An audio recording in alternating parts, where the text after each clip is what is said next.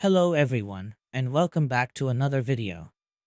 This is the 34th episode of the story, where Naruto is raised by Jiraiya and Tsunade. Remember to like, share, and subscribe to the channel after watching the video. So, let us begin. Again. Fu vehemently insisted. Killer Bee chuckled as he shrugged in a condescending manner. Girl, I already told you, you can't win. I beat you so hard, your head will spin. Killer Bee rapped.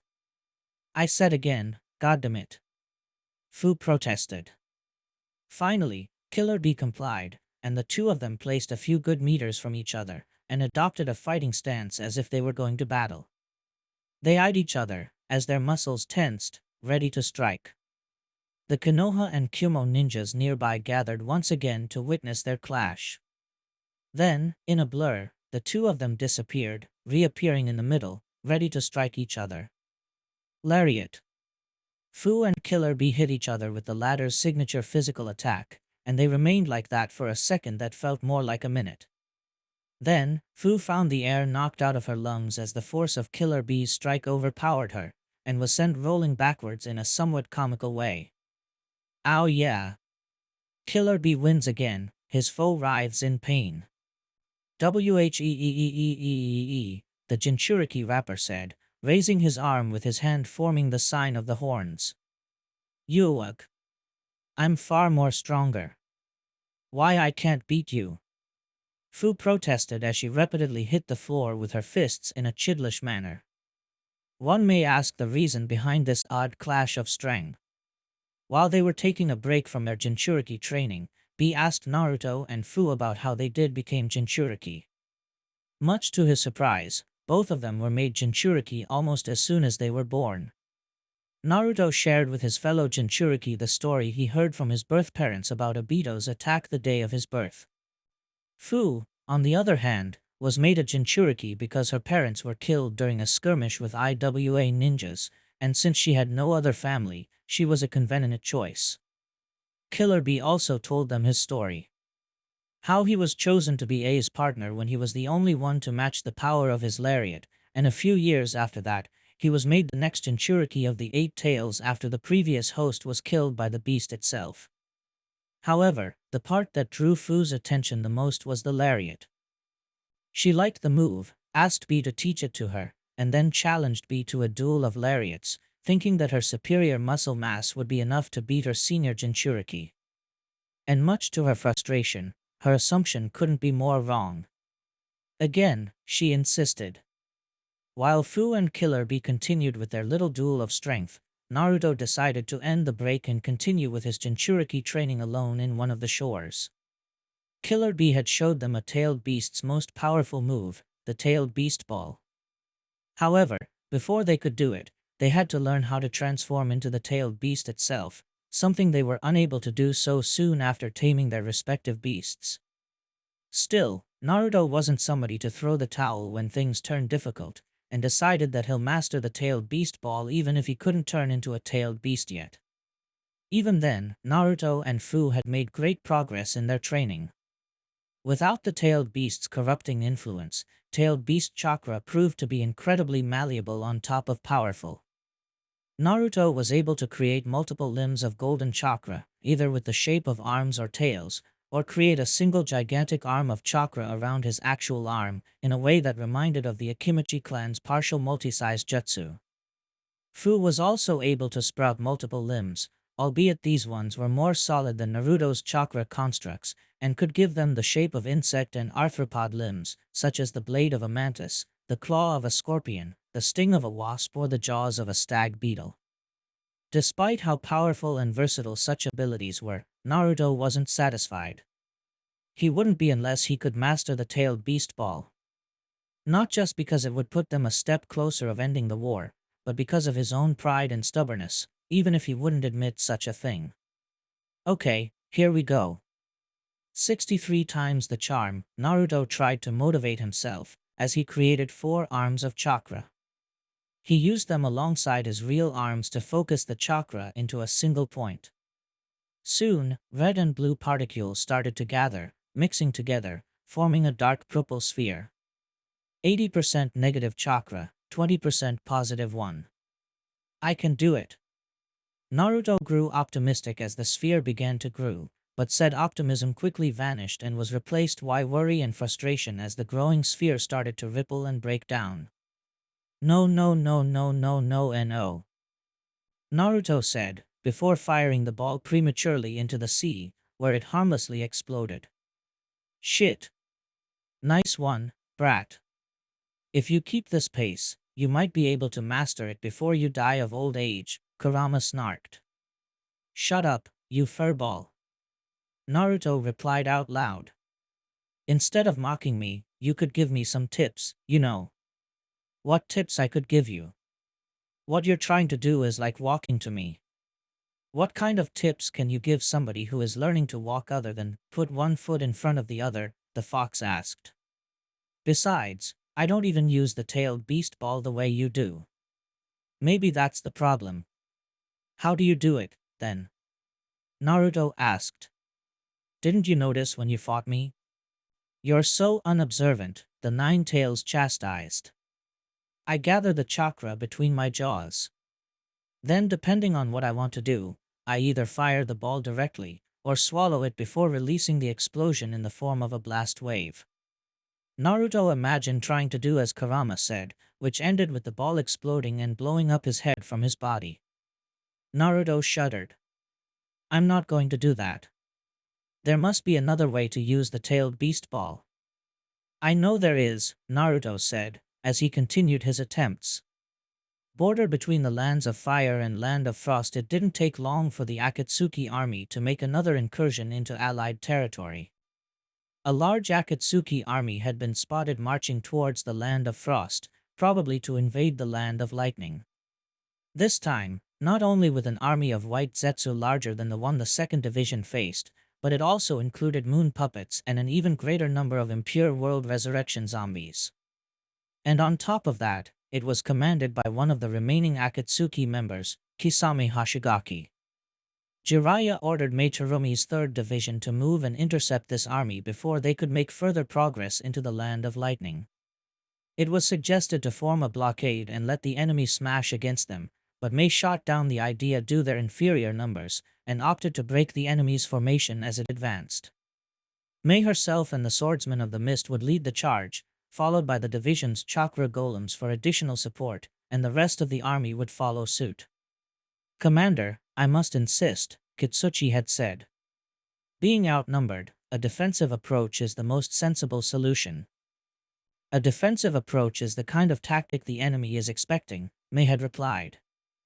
And we're going to show them how in Kirigakure we value quality over quantity. This division has 6 of the 7 swordsmen of the mist. In both large battles and small skirmishes, their power is best employed on the offensive, not on the defensive. And while it sounded reckless, the plan worked.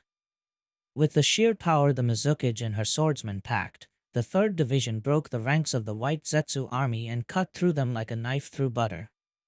We halted their advance. Mei called, as she started making hand seals. Continue fighting until they're pushed back. Boil release, corrosive armor. Mei released a cloud of burning mist from her mouth, which surrounded her body completely, her silhouette vaguely visible. As she moved, so did the corrosive cloud around her. Many hapless Zetsu lunged at her the moment they laid their eyes on her, but their flesh was quickly consumed by the burning mist, reducing them to piles of smoking white goo. The Mizukage smirked upon seeing the result of her jutsu. After her, it was the swordsmen of the mist's turn to showcase their power and skill. Amiri was the first one to arrive at her leader's side. She flashed a sharp grin upon seeing a large contingent of white Zetsu clones charging forward. Oh boy, look at all these dumbass walking to their deaths, she happily shouted, as her sword started to crackle with electricity. Thunder Sword Ninja Art, Eye of the Storm. The red-headed swordswoman started to spin with her arms spreaded forward, as the electricity created by her baldies quickly enveloped her, turning herself into a moving electric twister. All the white Zetsu who dared to get close to her ended up with at least 2 limbs cleanly cut off. Huh. What about that, huh? Still wanting more? Amiri boasted, once her spinning stopped. Despite all the Zetsu she had killed or maimed, many more appeared to take their place, not intimidated in the slightest by the kunoichi. I see you want more. Well, I'm more than happy to oblige. Blunt sword ninja art, Earthbreaker. Before Amiri could go on again, Miyaki leaped from behind and delivered a powerful blow with the hammer half of the helmet splitter, which glowed blue with chakra, resulting in a massive quake, shattering the land and sending a handful of Zetsu flying in every direction. Hey, those were mine, you asshole. Amiri protested. Go somewhere else, this is my zone. This isn't a competition, Amiri, Miyaki chastised. This isn't a game either. We stand a better chance if we fight together. Bah, these creatures are nothing but rabble, Amiri scoffed. Where are those reanimations? My blade yearns for a more worthy challenge. You're going to have your challenge soon, Suigetsu said, as he landed near the two women. Our scouts have reported that several reanimations are heading towards our position on small groups. Good. Let them taste the wrath of Kirigakure's blades. Amiri said, her vigor flying high. To battle. Die, a Zetsu brute said, as he brought down all four of his arms down in a slam. Dosu was able to jump back just in time before being turned into bloody pulp. More of these monstrous creatures, he said, as he landed near his teammates. Let's be careful, one hit from them could mean the end of us. Just as Dosu said that, the Zetsu brute let out a feral roar and charged forward, using his upper limbs to walk as if he were a primate. As this happened, Kin dashed to the side. Don't worry, I have a new jutsu I can use to stop them in their tracks, she said, as the mutated Zetsu rushed past her, before thrusting both hands forward. Shadow-hidden snake hands. A multitude of snakes emerged from under Kin's bracers, and wrapped themselves around two of his arms and the shoulder they were connected to. Much to her teammates' surprise, Kin was able to stop the mutated Zetsu's charge, if only because all the poison the snakes injected into him through their fangs. Still, it didn't take long for the aberration to shake the effects off, and moved his other two arms in order to grab the snakes coiled around him. Come on guys. Kin urged. Attack before dash, would release, would binding jutsu. Multiple Wadden roots emerged from under the Zetsu, and wrapped themselves around his other two arms, immobilizing them completely. Dosu and Zaku saw it was Rin who had come to their aid. The bandaged ninja decided that this was their best chance to strike the monster down. Zaku, cover me, I'm going in, Dosu said, as he rushed forward. You got it. Heh, Kin isn't the only one who has new tricks under her sleeve. Zaku said, as he placed his hands as if they were holding an invisible orb, and fired air streams, condensing the air into a sphere. When the sphere reached a large enough size, Zaku thrust his cupped hands forward. Airwave blast. The air missile hit the Zetsu brute in the head with such force it pushed him backwards, however he was held in place by Kin's snakes and Rin's wooden roots. Before he could recover, though, Dosu was already onto him. Resonating sonic cage. Just like he did when he fought against a similar monster in Konoha, Dosu slammed both his fists against the giant Zetsu's head, creating a cage of clashing, high-intensity sound waves, making the creature's head explode into gelatinous goo. Kin and Rin released their bindings, letting the monster to fall lifelessly on his back. Okay, one down, many more to go, Dosu noted, before his one eye rested on Rin. Thanks for your assistance, Rin-san. Your help shortened this battle considerably. Rin smiled at him. I felt you guys could use a hand. This creature dash, hearing a new attack incoming, Dosu's eyes suddenly widened. Everybody, watch out. His teammates and Rin jumped in a different direction just in time to avoid a man with a shaggy afro wearing an IWA uniform could skewer them with one of his wrist-mounted blades. Rin was ready to counterattack, until she realized who this man was. This has to be a freaking joke, she said in shock. In front of her, Ready to attack again was Kako, one of the two IWA ninjas that captured her during Team Minato's mission to destroy Canopy Bridge. There was no way that the very same ninja who kidnapped and tortured her with genjutsu was back from the dead and in front of her by mere chance of fate. You know, I'm not really sure what happened after you escaped me and Taiseki, Kako said. But it doesn't matter. You're not getting away from us. Rin, watch out. Dosu warned her once again. But in her distracted state, the medic Nin was unable to react in time. Earth release, rock crusher. Suddenly, many large rocks fell from the sky upon the hapless brown-haired Kunoichi, quickly burying her under a huge pile of stones. Another IWA reanimation, a tall and broad-shouldered man with black hair and a very intimidating face appeared beside Kako all of a sudden. Good job, Taiseki. That girl isn't going anywhere, Kako noted with a smirk. Taiseki merely nodded and looked at the Chunin of Team Anko. Indeed. We should take care of those other Konoha brats as well. More kids. Is Konoha so low on manpower that they have to send kids to the front lines? Kako commented with a chuckle.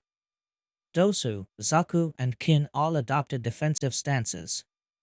I don't take joy in beating up children, but suddenly, the pile of rocks Rin was buried under exploded without warning, shattering them and showering the area in tiny pebbles and raising a small cloud of dust. I'm so sick of tired of people trying to kidnap me, Rin growled, as she walked forward. Upon stepping out of the cloud of dust, everybody could see her eyes were yellow rather than brown, and there were deep green marks under her eyes and on her forehead. She made a hand seal. It's payback time. Wood release, deep forest emergence. The ground beneath the undead IWA ninjas started to shake, and before they could react, multiple wooden roots emerged from underground. They jumped away, but no matter where they landed, more roots emerged, until they finally ran out of space, and the roots reached them and wrapped themselves around the two confused men, immobilizing them completely.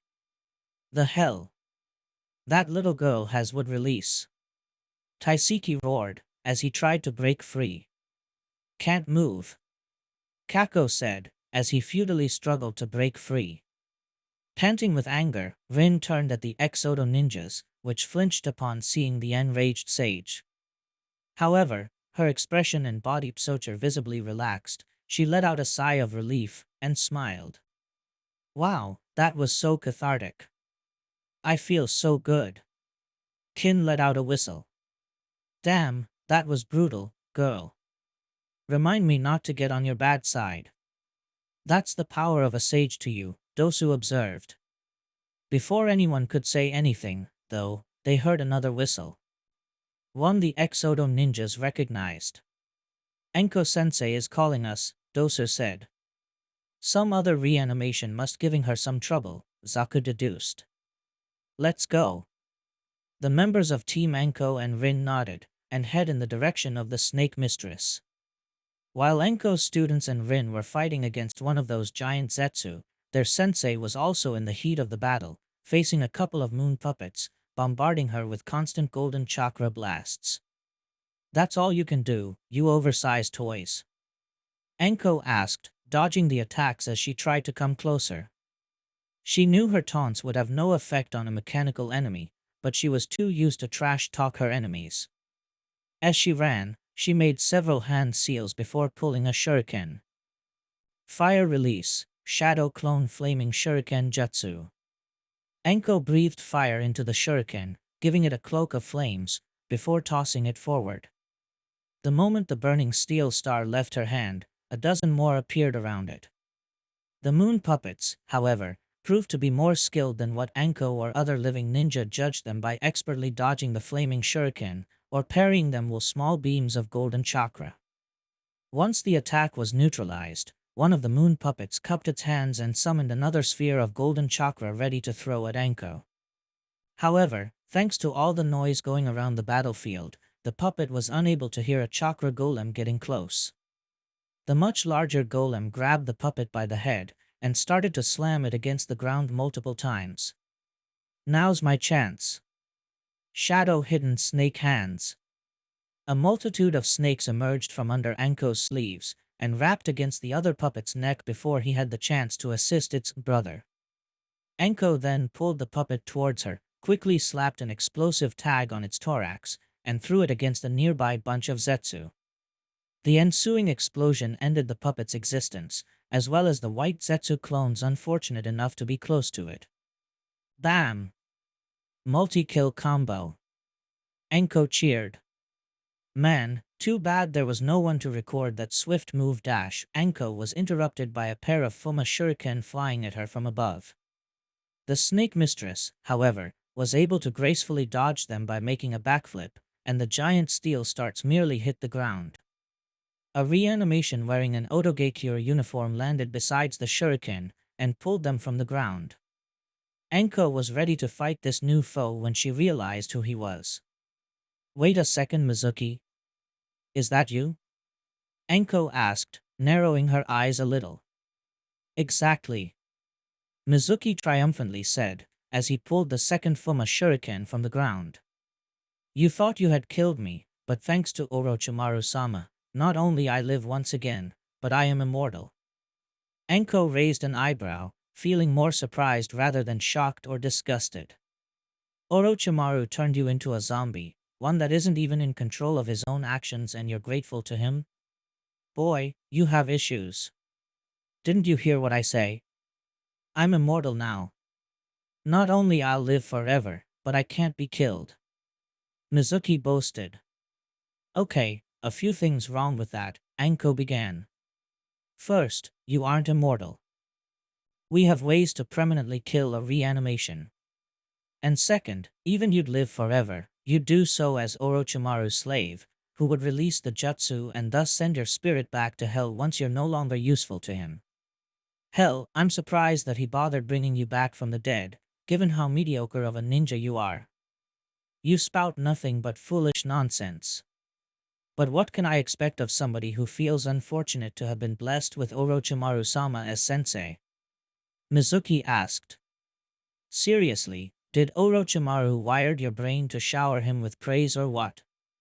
Anko asked, now being annoyed. Enough chit-chat. Let's see if you can back up those words with actions.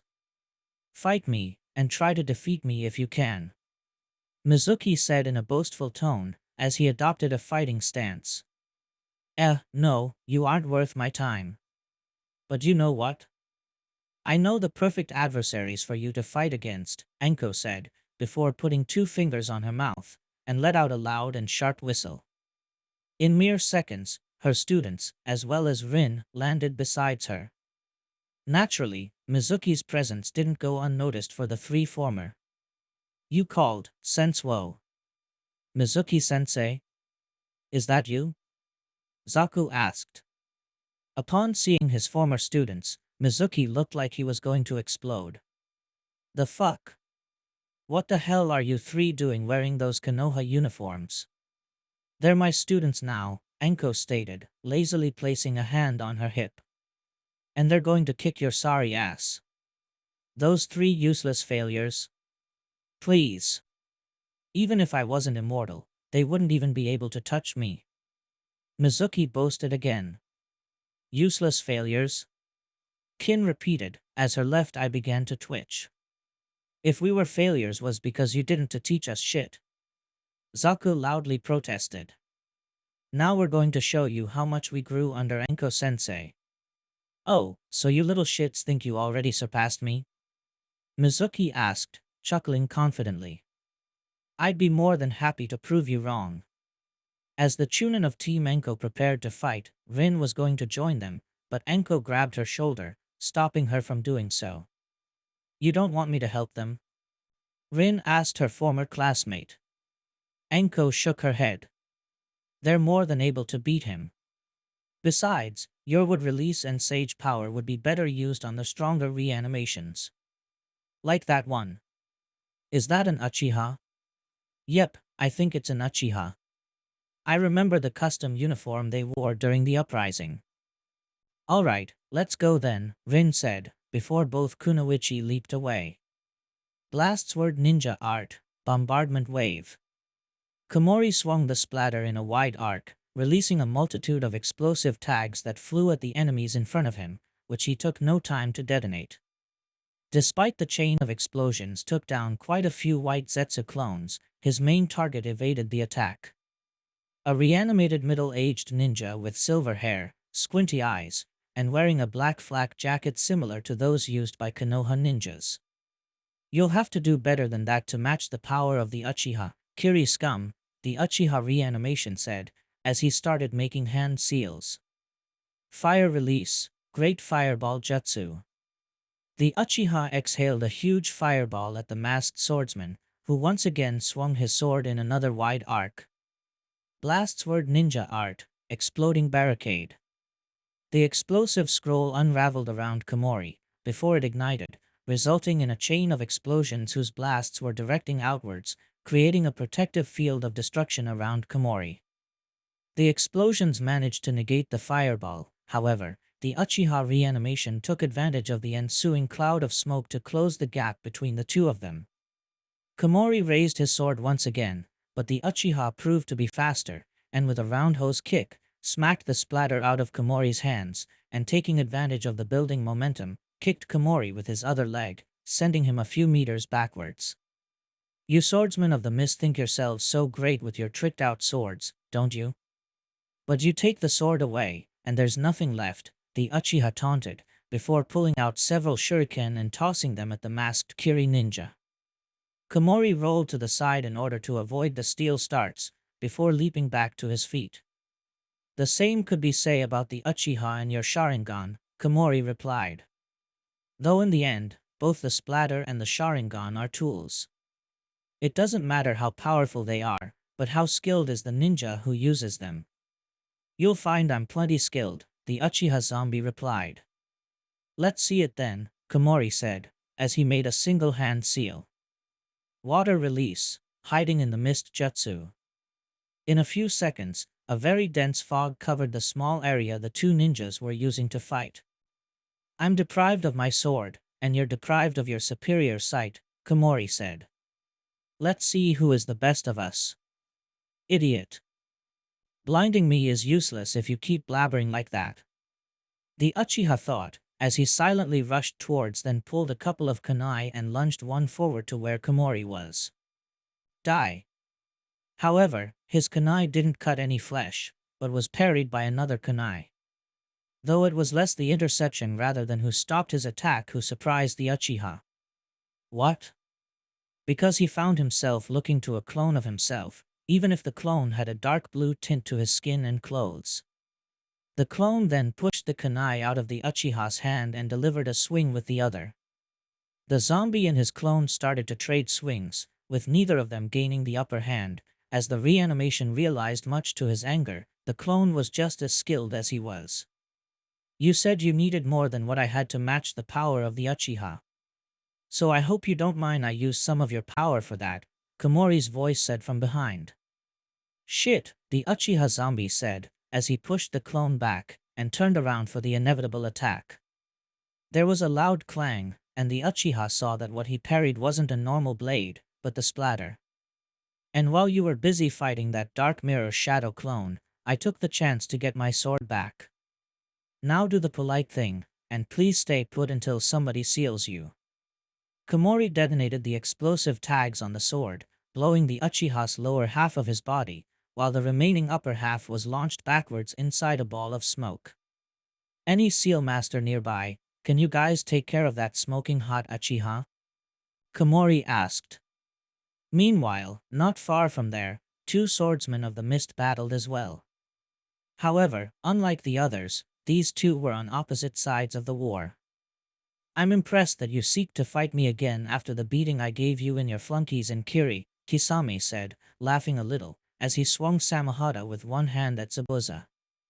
The former demon of the mist parried, and with an expert twist of his wrist, pushed Samahata aside before lunging at his blue-skinned opponent.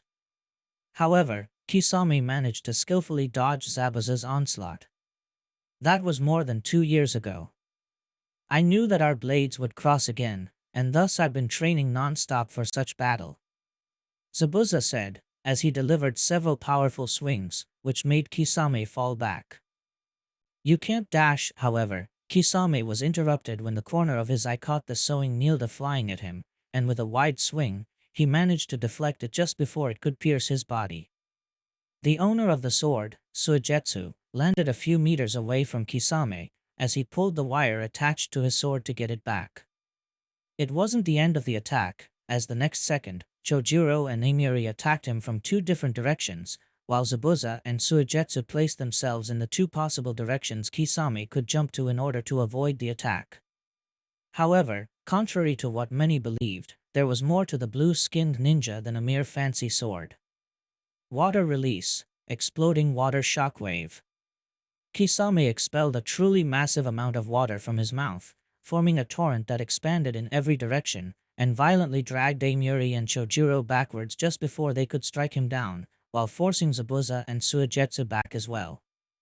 Kisame smirked upon seeing the result of his work, but the smirk disappeared when the water he had created formed several tentacles which wrapped around his arms and body, and started to pull him down, burying him into the earth.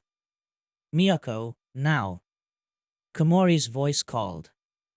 "I got it," Miyako said, already leaping towards Kisame, ready to cut him down with the axe half of the helmet splitter. Kisame struggled against the water tentacles, until he felt Samahata sending a burst of chakra through his body, and the tentacles disappeared, as if they never were there. His limbs now free, he was able to parry the admittedly powerful blow from the blue-haired Kunoichi. "Distracting me with a genjutsu while you go for the kill," Kisame said in realization. "Clever. It would have worked on any other ninja, but Samahata can disrupt my chakra if an enemy attempt to ensnare me with an illusion. That illusion already served its purpose," Miyako said, as he moved to strike the axe with the hammer half of her weapon. However, before she could do such a thing, Samahata burst into a mass of dark blue razor-sharp scales, shredding the bandages that were wrapped around it. The scales grew longer and sharper, threatening to impale the Kunoichi, forcing Miyako to fall back. "As you can see, it didn't," Kisame replied, his grin only growing wider as he swung his sword again. Samahata's hilt stretched to great length, while the sword dashed at a seemingly random rock. Said rock, however, rippled before it disappeared, revealing Komori, who jumped back to avoid being caught by the sentient sword's jaws. The hilt then retracted back to its normal length. "And hiding from me won't work. Samahata can smell your chakra." "Shit, not even all of us together can dash," Suigetsu began, before he realized of something. He looked at Komori with an indignant expression. "The fuck? You can talk?"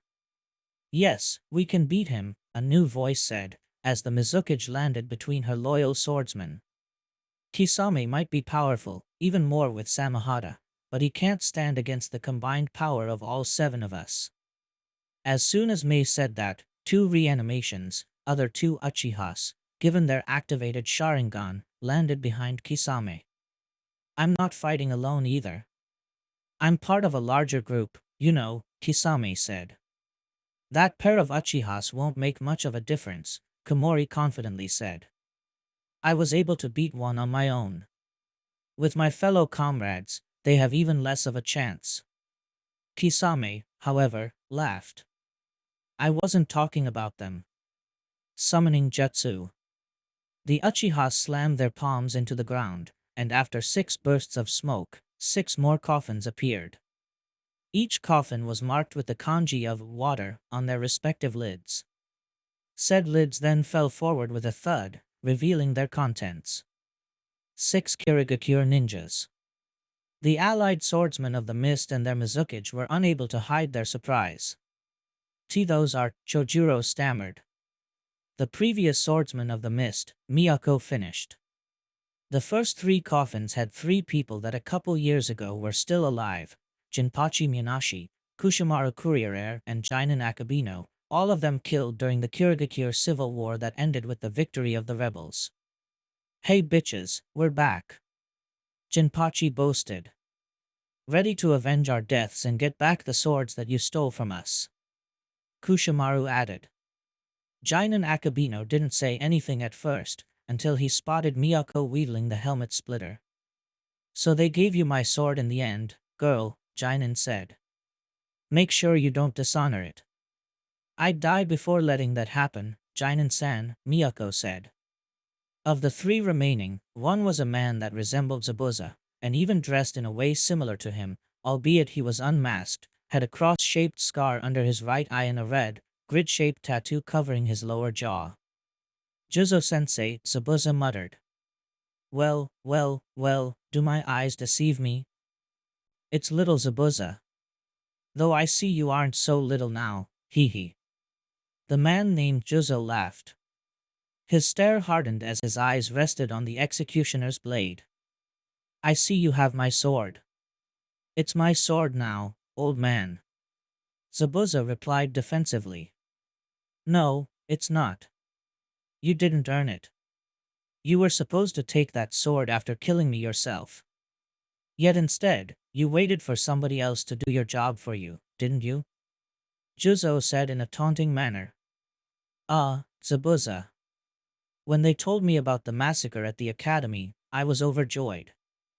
I thought I found a worthy apprentice, for only those who know about extensive bloodshed can wield the executioner's blade. But you turned out to be such a disappointment. You think I need to kill you so I'm worthy of my blade? Well, guess what? It seems that it might not be too late for that, Zabuza replied, adopting a fighting stance. I'm not the same confused kid blinded by anger. I'm not afraid of you anymore. Mei silently placed a hand on Zabuza's shoulder, who seemed to have a soothing effect on the man. Don't let him get to you, Zabuza, Mei whispered. Keep your head calm. You're better than him, and you know it. Oh, look at that, you ended up tamed by some weak woman. It seems there's no limit of how much of a disappointment you can be, Juzo mocked. At least I wasn't killed by a mere genin. Zabuza fired back. Is there any more disgraceful way for a jonin, much less a swordsman of the mist, to die? While Zabuza continued trading angry shouts with his former sensei, Suigetsu and Chojuro focused on the second of the three remaining coffins, which held a man that greatly resembled Suigetsu, including the shoulder-length light blue hair and purple eyes. A person Suigetsu knew better than any other Kirigakure ninja. Brother, Suigetsu said. Mengetsu-sensei, Chojuro said as well, almost in a whisper. Suigetsu. I'm happy to see that you're alive, Mengetsu said. And you finally got one of the 7 swords. The sewing needle, huh? That's not one I would have pictured you wielding. I know. But one must work with what is given, Suigetsu replied, chuckling a little, even if his voice was trembling. Mengetsu's eyes drifted to the bespectacled swordsman. Chojuro, my apprentice. I'm also happy to see you, and that you still keep my sword. Even if your training wasn't complete, I have faith you made good use of that blade. I did my best, Mengetsu-sensei. Every time I swing this sword, I do so to honor your memory. Chojuro said, almost yelling. Mengetsu smiled in return. I'm sure you do. Also, if you guys have all the swords minus Samahara, I take the rebellion was triumphant? You can bet it was. We invaded the village, and Yagura's forces ended up surrendering. Mei is the Mizukage now, Suigetsu explained. Though not everything was as clear-cut. Turnout Yagura was controlled by Akatsuki, who also captured him for his tailed beast. I see. That was very unfortunate, Mengetsu said, shaking his head. Though, at the very least the bloody mist is no more. People from the land of water won't fear ninjas as demons anymore. Yes. We made plenty of progress on that area. Mei-sama is a very diligent Mizukage, and works diligently to show the entire world that the new Kirigakure is not what it used to be. As Suigetsu and Chojuro continued talking with the former's brother and the later sensei, Amiri watched in shock and anger the occupant of the last coffin step out of it. A man with long dark green hair, blue eyes, and thick lips. What the where am I? The man asked, a bit disoriented. And why is a little girl holding my swords? These are my swords, asshole. Amiri yelled back, gripping the thunder fangs even harder. Go back with the rest of those failed relics, Raiga. Now the numbers are a little more even, aren't they? Kisame laughed, as he rested Samahata over one of his shoulders. 7 and 7. Albeit one of you isn't a swordsman of the mist. Yeah, and 6 of you don't have swords. Amiri replied, raising her swords above her head for added emphasis. Numbers mean shit when however, Amiri was interrupted when dust and ashes started to gather around the hands of the revived former swordsman, creating replicas of the 6 swords in the hands of the swordsman loyal to Mei. Everybody instinctively took a step back. You were saying? Kisame said, before letting out an even louder laugh. Back in the Akatsuki's secret lair, Orochimaru was kneeled in front of a board with white and black pellets on it, that he was using to plan his fight, as well as to better monitor his undead puppets. Besides Orochimaru, the only other Akatsuki in the lair was Obito, lazily slouched against one of the cave's wall, accompanied by a small group of white Zetsu clones. Probably to act as some sort of escorts if Orochimaru decided to attack and steal the Uchiha's Rinnegan. Not that they would be of much help if he decided to do so, but for now, he would play nice. With this improved version of Impure World Resurrection, I can also create replicas of the weapons the deceased ninjas were holding the moment they were killed. And since all the 7 swordsmen died with their swords in their hands, Orochimaru thought, as he licked his lips in anticipation. Now, let's take this chance to gather 6 of the 7 swords for my collection. I can take Samahata later, once Kisame lowers his guard.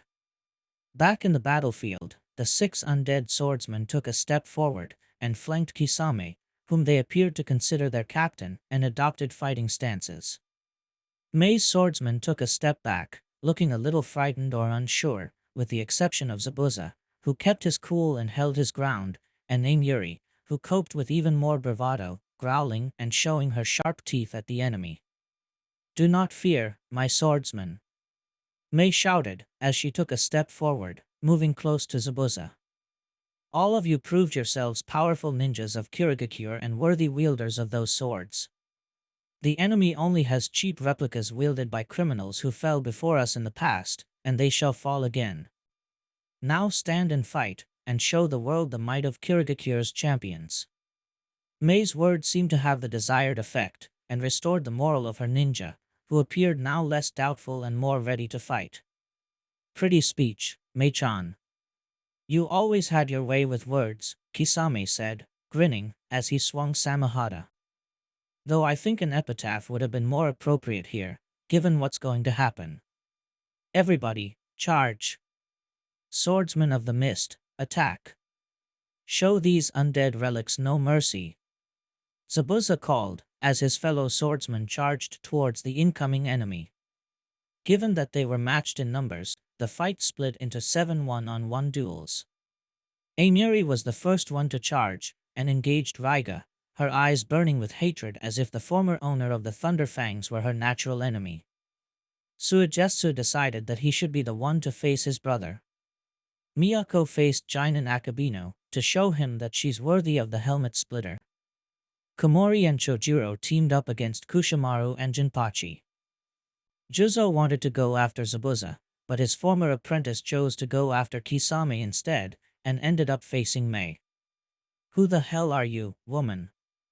Juzo angrily asked, as he delivered a wide swing at the redhead, who dodged it with ease. You aren't even a swordsman of the mist, yet you dare to get in the way. I dare, yes. Because I am the 5th and current Mizukage, Mei Terumi, Mei replied, as she started making hand seals. And my husband doesn't have time to deal with such a little annoyance like you. There's a much bigger fish to catch. Fire release, searing lash.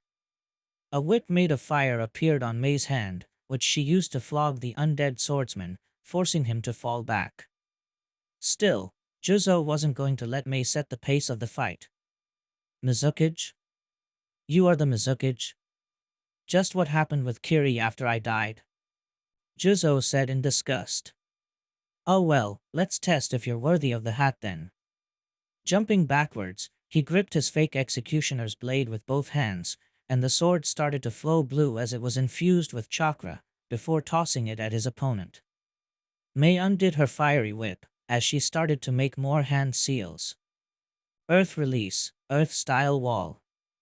The Mizukage slammed her hands into the ground, erecting a wall between herself and Juzo. Thanks to the chakra it was imbued with, the sword was able to break through the barrier, albeit it did so at the cost of much of its momentum, meaning that if Mei just jumped backwards, she could avoid being hit.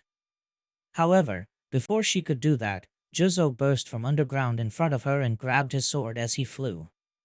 "You're mine," Juzo said, as he brought his sword down. Mei, however, was quick enough to weave a few hand seals as she jumped backwards. Boil release, skilled mist jutsu. Mei exhaled a cloud of corrosive mist at the incoming swordsman, who was stopped on his tracks as the force of the mist pushed him backwards while his body started to quickly erode. However, Juzo quickly burst into water. "Oh, a water clone. Should have seen that coming," Mei said nonchalantly, as she started to make hand seals. The real Juzo burst from underground behind her, ready to skewer her for real. "Stop acting as if this is some fucking game," the scarred ninja yelled, as he delivered an horizontal slash. Boil release, corrosive armor. Another acidic cloud burst through Mei's position, this one more powerful than the one before, corroding Juzo's body with such speed, his forearms fell off from the rest of his arms. "Shit," Juzo cursed. "Still think I'm weak? Or that I don't deserve to be Mizukage?" Mei asked, as she made more hand seals. "Not that I give a damn about what a caveman like you think. Now time to send you back to the place you belong, into oblivion with the rest of the bloody mist." Lava release, melting apparition jutsu. Mei exhaled a gigantic stream of lava at the undead ninja. Juzo tried to jump back, but the corrosive cloud eroded his legs until they broke and he fell helplessly on his back. His undead body started to regenerate, but the acidic cloud said regeneration didn't take. And thus, Juzo was buried under a pile of burning lava, leaving him completely immobile.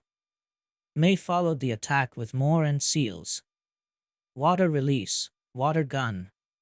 Mei spat a stream of cold water at the lava, cooling it down as it solidified into solid rock, producing several hissing clouds of steam. Once the undead swordsman was trapped under a cocoon of stone, Mei placed several chakra suppressing sealing tags to make sure he couldn't be able to break out on his own. "That's one down," Mei said, before her eyes drifted towards the spot her husband was fighting Kisame. Zabuza appeared to be holding his ground, but given that Kisame was only using one hand to hold his weapon, it was obvious he wasn't fighting seriously yet. But that could change anytime soon. Better help Zabuza as soon as possible. Between the two of us, we can bring that monster down. Meanwhile, at another part of the battleground, Mizuki has fighting Enko's students. The turncoat ninja decided to use directly the second stage of the cursed seal, transforming him into a bulky monster of maroon skin, black eyes, and an additional pair of arms ending in a curved bone blade similar to the blades of a mantis, sprouting from his back. Fire release, cursed flame destruction. Mizuki exhaled a massive stream of blue fire from his mouth, forcing his former students to jump away in different directions. As he jumped, Zaku tried to move forward, as he aimed his palms at his former sensei. Decapitating air bullets. Zaku fired a barrage of vacuum bullets from the holes in his palms at the mutated ninja, now forcing Mizuki to be the one to retreat, as the bullets blew a trail of holes in the ground, sending bits of shredded grass into the air. Dosu decided to take the opportunity to strike, and dashed towards his former sensei. Once he closed the distance, he delivered a hook with his gauntlet fist. "You think you can use those pathetic tricks against me?" Mizuki said, as his enlarged hand caught Dosu's fist, squeezing it, crunching the gauntlet as well. "Do you think that I forgot how those gauntlets of yours work?" Mizuki then turned around, and tossed Dosu away. However, the former Oto ninja managed to regain his balance, and making a backflip mid-air, landed on his feet. Zaku and Kin quickly rushed towards him so he wouldn't be alone against his former teacher. Now it's my turn to attack. Feel the power of Orochimaru-sama, Mizuki boasted as he started to make hand seals. Earth release, Earth Dragon bullets. A dragon head made of mud and stone rose from the ground in front of Mizuki, opened its jaws, and fired multiple mud projectiles at the trio of former Odo ninjas. However, Mizuki wasn't done. Fire release, Fire Dragon blast. Mizuki exhaled a stream of fire from his mouth, igniting the mud projectiles. Dosu's one eye locked onto the white-haired man, before slamming both fists into the ground. Resonating echo tremor.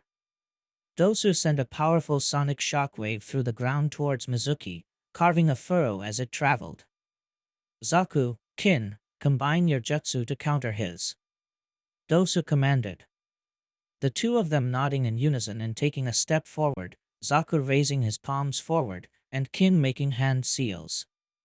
Decapitating air waves.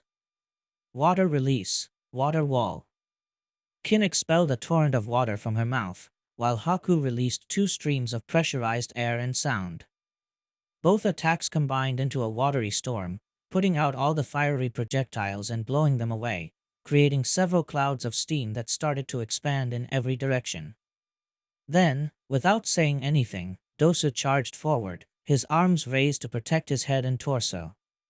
And indeed, he managed to parry the blow of a bladed arm. How did you? Mizuki, the one who delivered the blow, asked. You seem to forget about my extremely acute hearing, sensei, Dosu sneered. And even with all the noise of the battle around us, I can still sense the vibrations your feet make with every step. So that's how you knew I was getting closer. Cheeky brat, Mizuki said, before pushing Dosu back and kicking him in the chest, making him fall on his back. But that's not going to help you. Summoning jutsu. There was a burst of smoke, followed by a brief but powerful gale of wind that dispelled the steam in the air. Mizuki then saw Kin riding atop of the head of a gigantic cobra. Look what Enko-sensei taught me to do, Kin said in a taunting manner. Did Orochimaru allow you to sign the snake contract? For how much you praise him, I'm going to assume he did, right? I don't need to summon some armless lizard to do my job. Mizuki Angeli said, as he started to make hand seals. Fire release, Cursed flame destruction. Mizuki shawled a stream of blue fire, so hot it burned the ground above it even if it was untouched, as it flew towards Kin and her giant snake. With an impressive speed despite its lack of limbs, the giant cobra started to quickly slither around, dodging the deadly fire jutsu Mizuki was projecting towards it.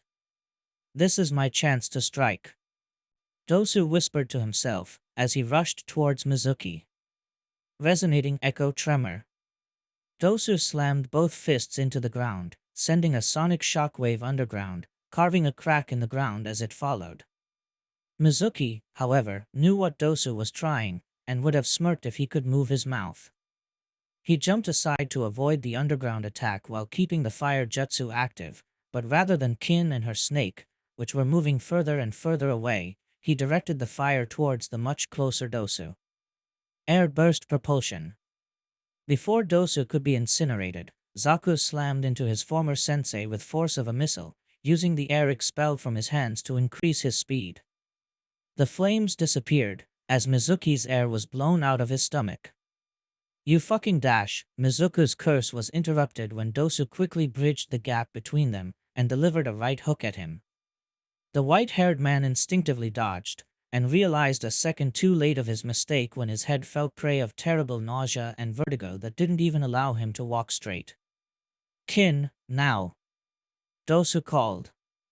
Before Mizuki could regain his balance, he heard a slithering sound growing louder, and the blurry image of a snake appeared in his field of vision. Kin's giant cobra slammed Mizuki with its head, sending him flying against a tree. After that, the cobra wrapped itself tightly against the undead ninja, pinning his arms against his body, leaving him completely immobilized. And I believe that's a wrap, Kin said, placing her hands on her hips. Literally. Look at that, Anko-sensei was right. We were able to beat Mizuki after all, Dosu observed. Of course we did. We're super strong. Anko-sensei said we could beat him, and we totally did it. Zaku excitedly said. That's all good, but we just defeated one enemy. The battle is far from over. Dosu reminded his teammates, especially Zaku. Let's bring Mizuki to the Celemaster ninjas, and then resume the fight. Meanwhile, not far away from there, Kisame and Zabuza were fighting against each other, mostly trading blows with their huge swords. The two swordsmen never stayed still, constantly running and leaping from one place to another, being little more than quick blurs for an onlooker.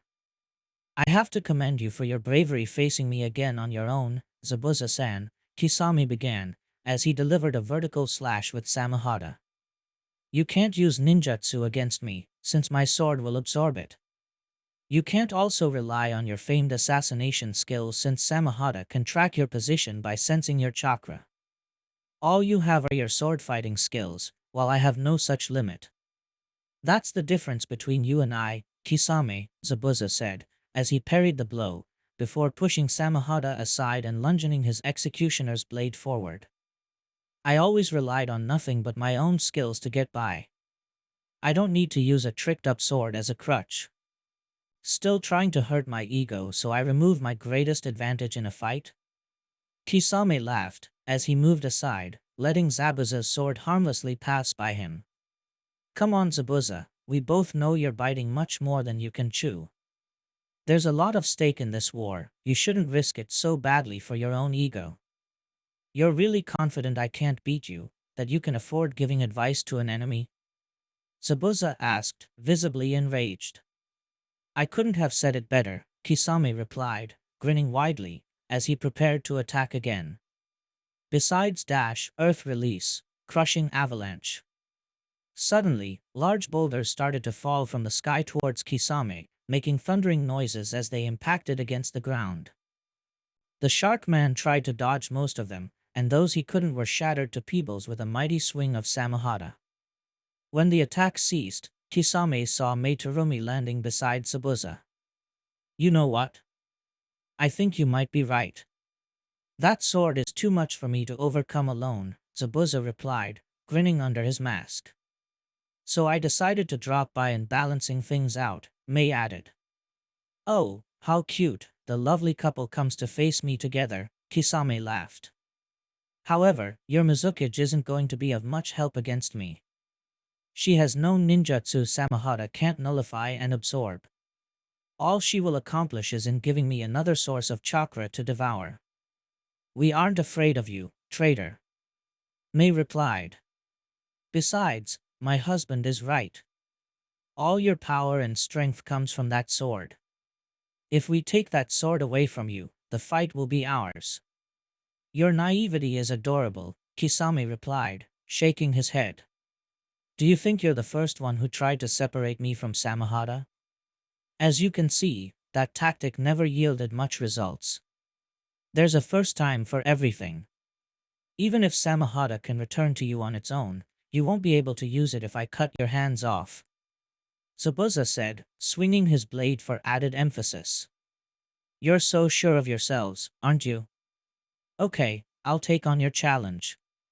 Kisame boasted as he removed his Akatsuki cloak, revealing his bare chest, and much to Mei and Zabuza's shock and confusion, he jabbed the sword into his abdomen.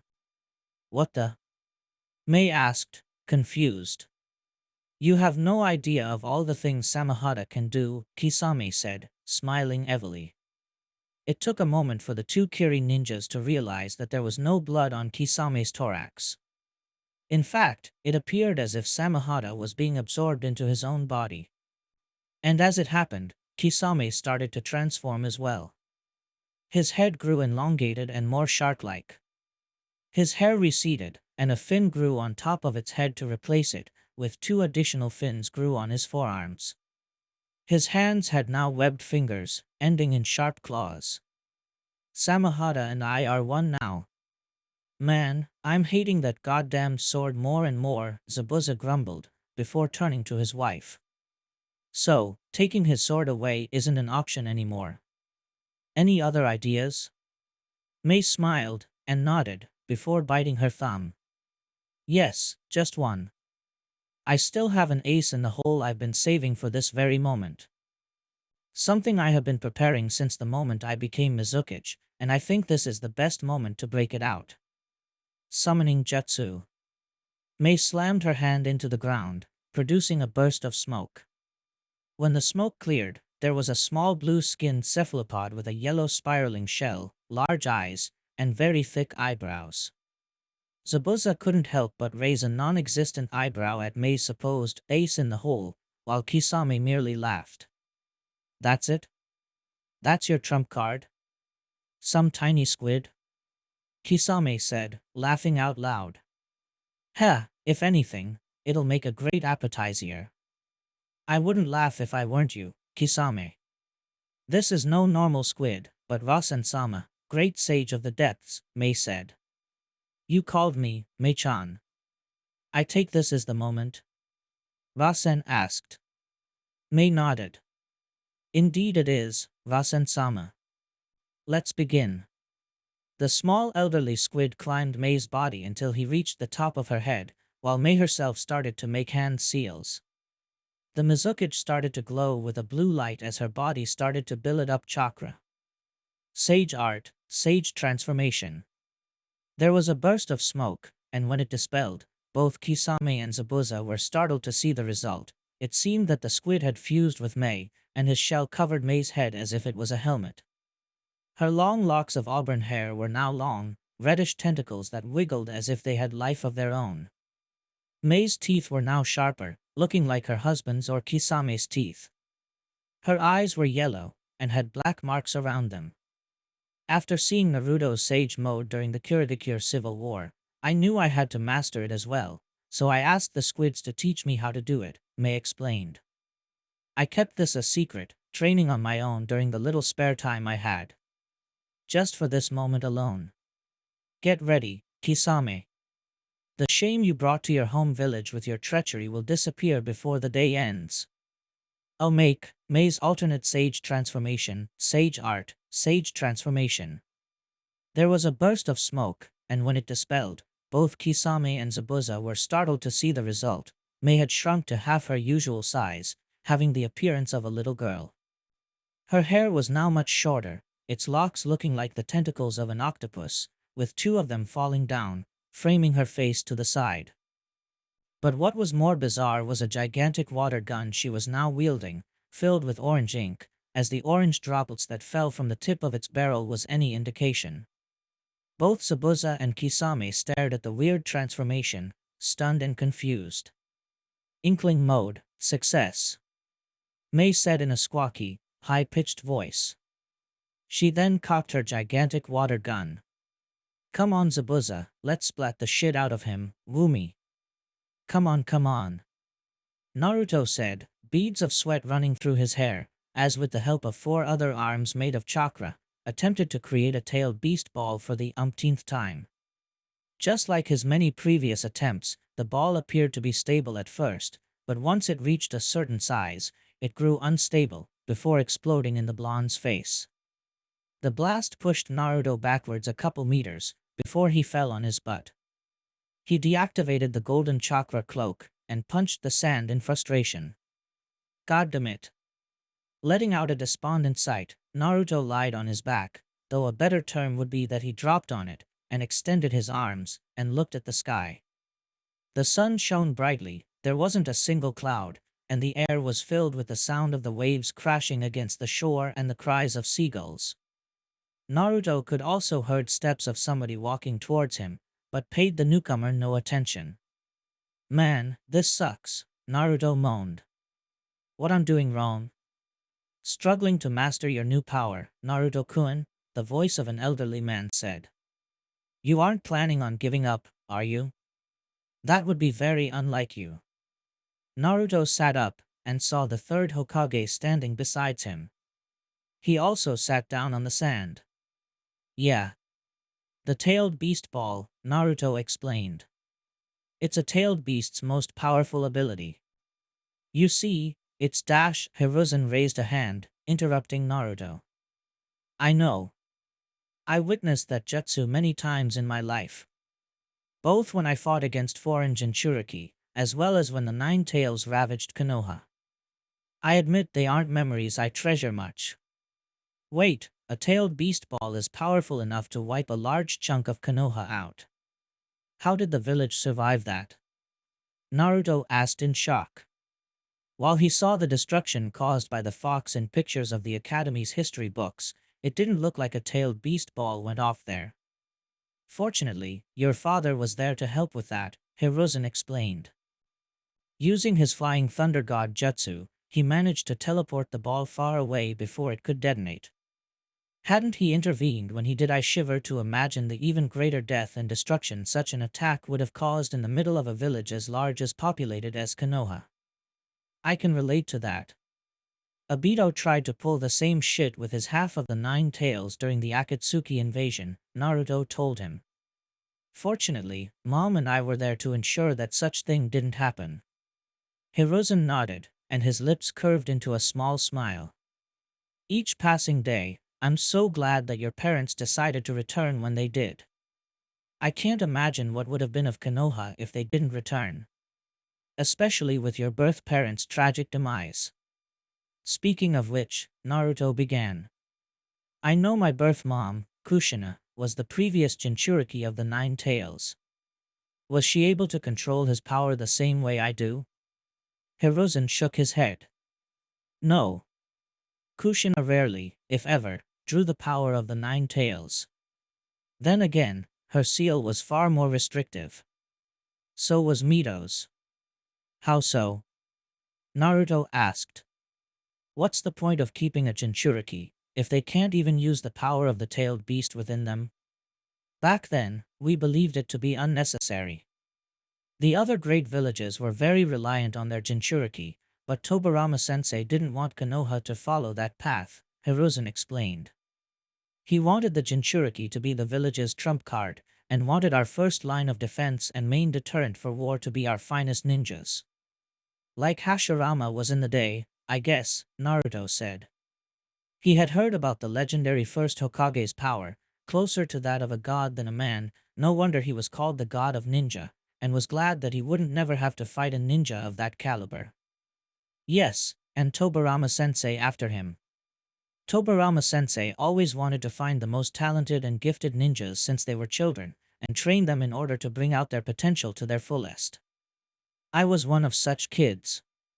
And I continued with Jiraiya, Tsunade, and Orochimaru. Tobirama-sensei's idea was for Konoha to be known for the quality of their ninjas, first and foremost, and rely on the power of the Nine Tails as little as possible, Hiruzen explained. As Naruto processed the information, he nodded. Makes sense, I guess. Though, why would my biological dad would want me to use the power of the Nine Tails, then? If I have to guess, it would be because he knew that it was time to use that trump card, Hiruzen said, placing a couple fingers under his goatee.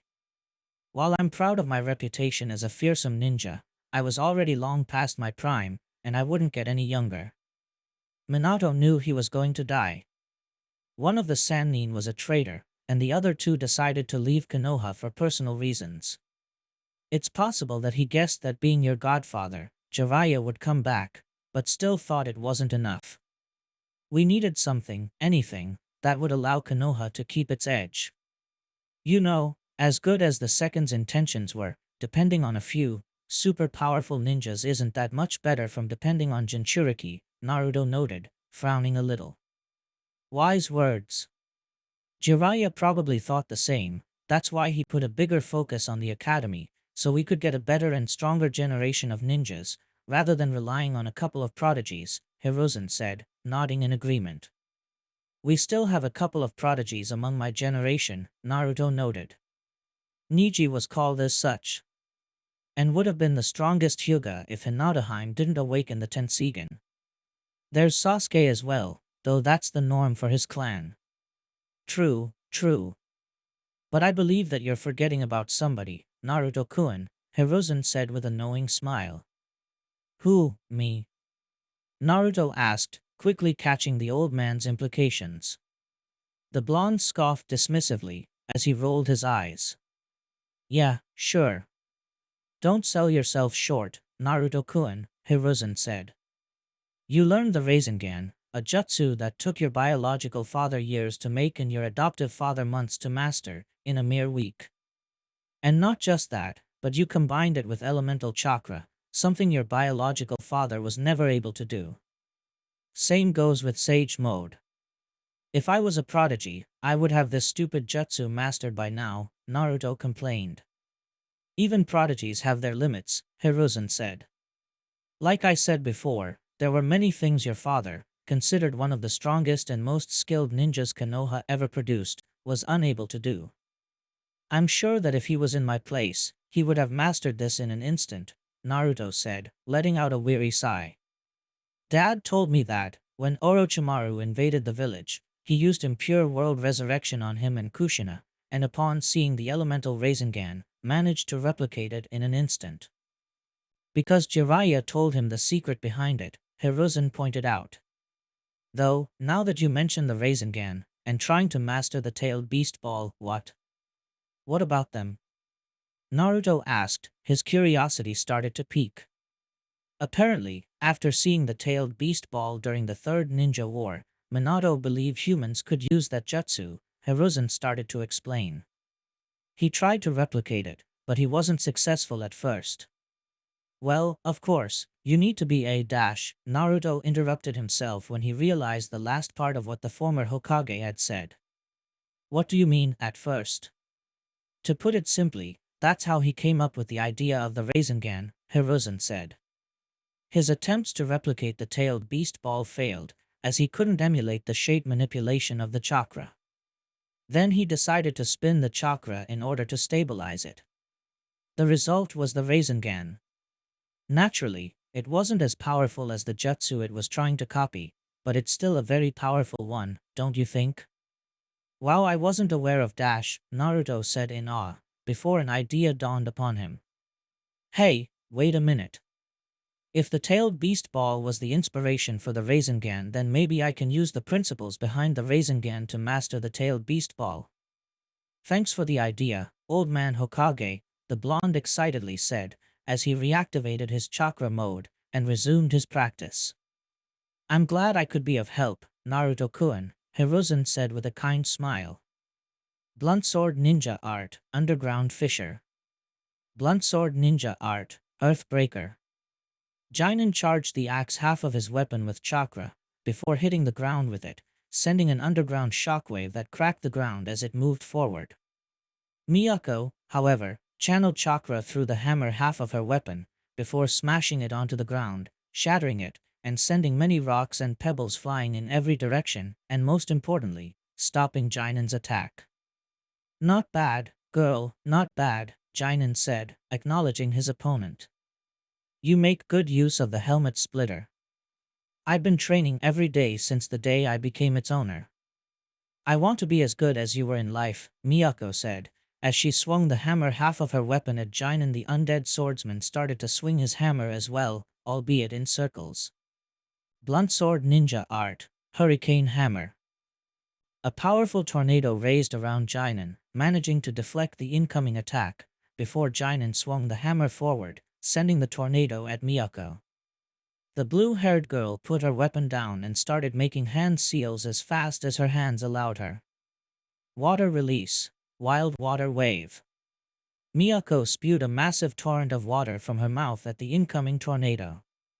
The two elemental forces clashed, splashing water everywhere, but in the end, Miyako's jutsu won out, and the tornado was dispelled.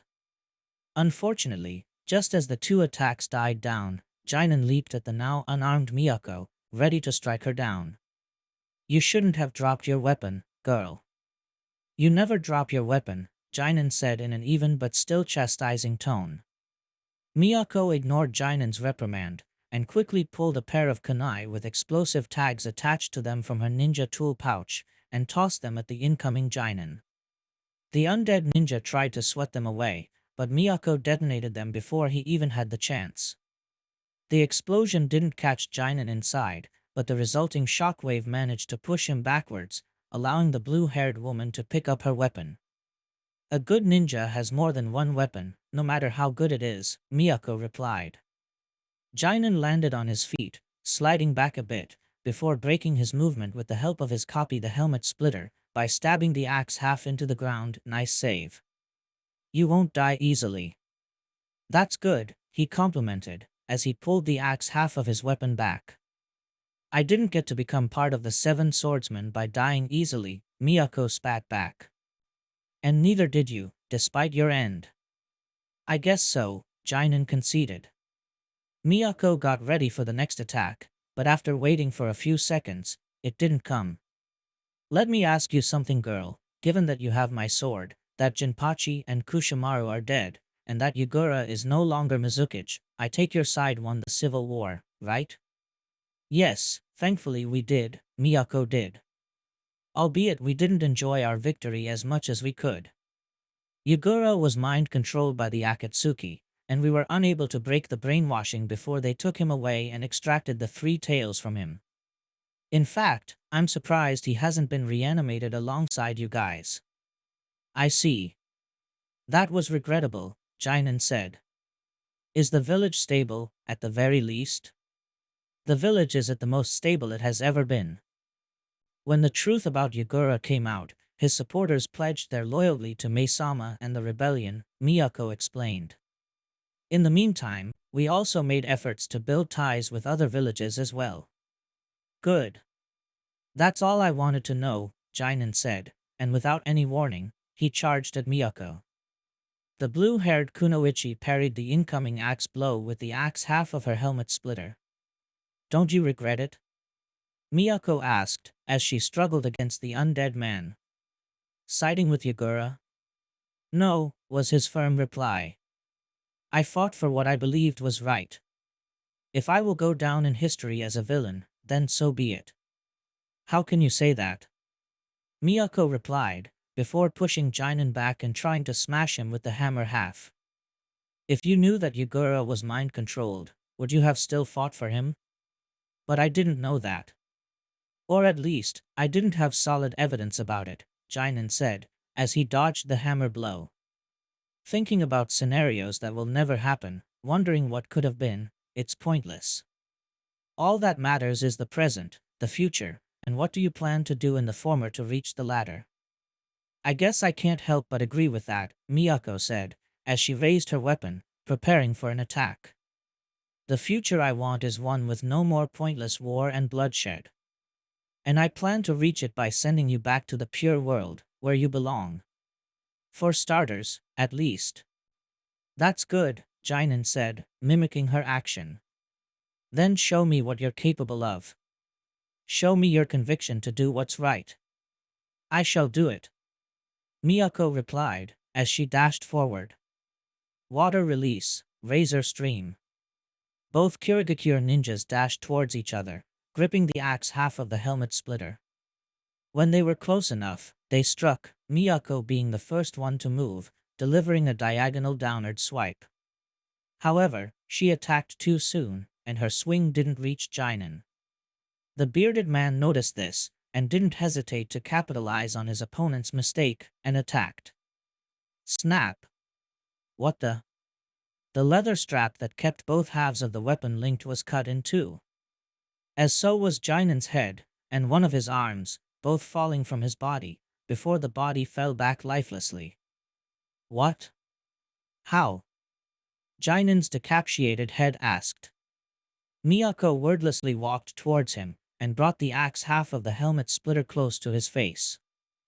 It was then when he saw it, an extremely thin and long blade of condensed water, almost invisible to the naked eye, channeled through the blade of the axe, almost doubling its range.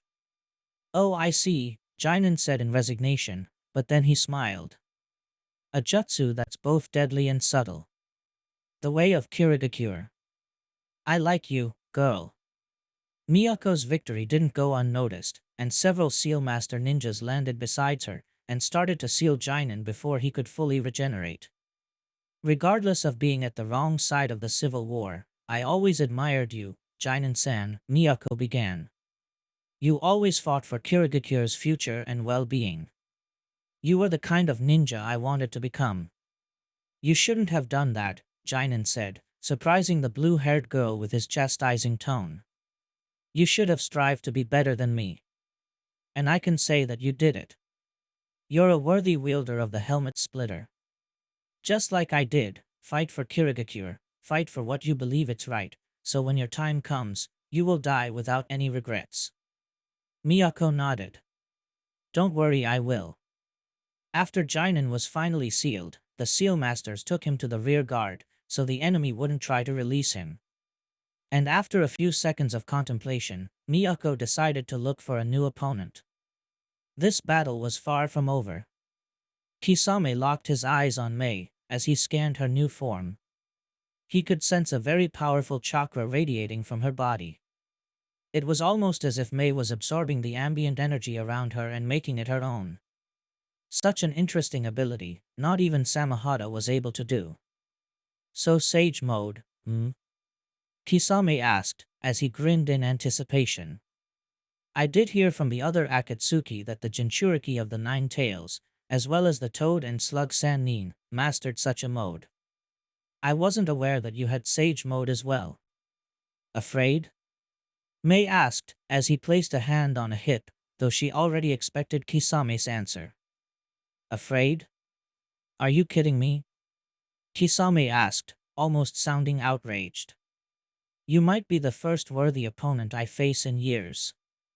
You have no idea how much I wanted to fight a sage, but they're so rare. I knew you were going to say that, Mei said, shaking her head. Don't say I didn't warn you. I can smell your chakra, it's like nothing I've experienced before. I'm going to devour all of your chakra, until nothing remains. Kisame said in excitement, as his own chakra started to flare around him. Zabuza, things are going to get ugly, Mei whispered her husband. As we are now, Kisame and I are on a completely different level. So please, I must ask you to ignore your pride and let me deal with him myself. I can't fight him and protect you at the same time. I'm not going anywhere, woman, Zabuza said, his eyes locked on Kisame. I'm the captain of the 7 swordsmen of the mist, and it's my duty to recover the sword in the hands of that traitor. Not to mention, protect my wife and Kage. Zabuza the black-haired man raised a hand to silence her. I may be prideful and ambitious, but I'm not an idiot. I'll let you do all the heavy lifting. I'll stay close to you, and strike whenever there's an opening, or I'll protect you if you happen to be left wide open. Understood, Mei said, nodding, before her eyes also drifted to Kisame, who prepared to attack. Be careful. You too. Let's start this already. Samahata hungers, and so do I. Kisame shouted, as he started to make hand seals. Despite having webbed hands now, the shark ninja had no more trouble weaving hand seals than before. Water release, shark bullet jutsu. Suddenly, a torrent of water exploded around Kisame, swirling around a single spot, taking the form of a gigantic shark. Kisame brought both hands forward, sending the shark-shaped water projectile towards his 2 foes. Mei, however, wasn't going to stay idle, as she started to weave hand seals of her own, before slamming her palms into the ground. Sage Art, Earth Release, Titan Grip. The land started to shake, and a gigantic hand made of rock and dirt appeared between Mei and the incoming shark missile. Its stony fingers quickly wrapped around the watery shark, stopping it on its tracks. Mei then closed her hand into a fist, and the giant stone hand did the same, squeezing the shark until it exploded into a million water droplets.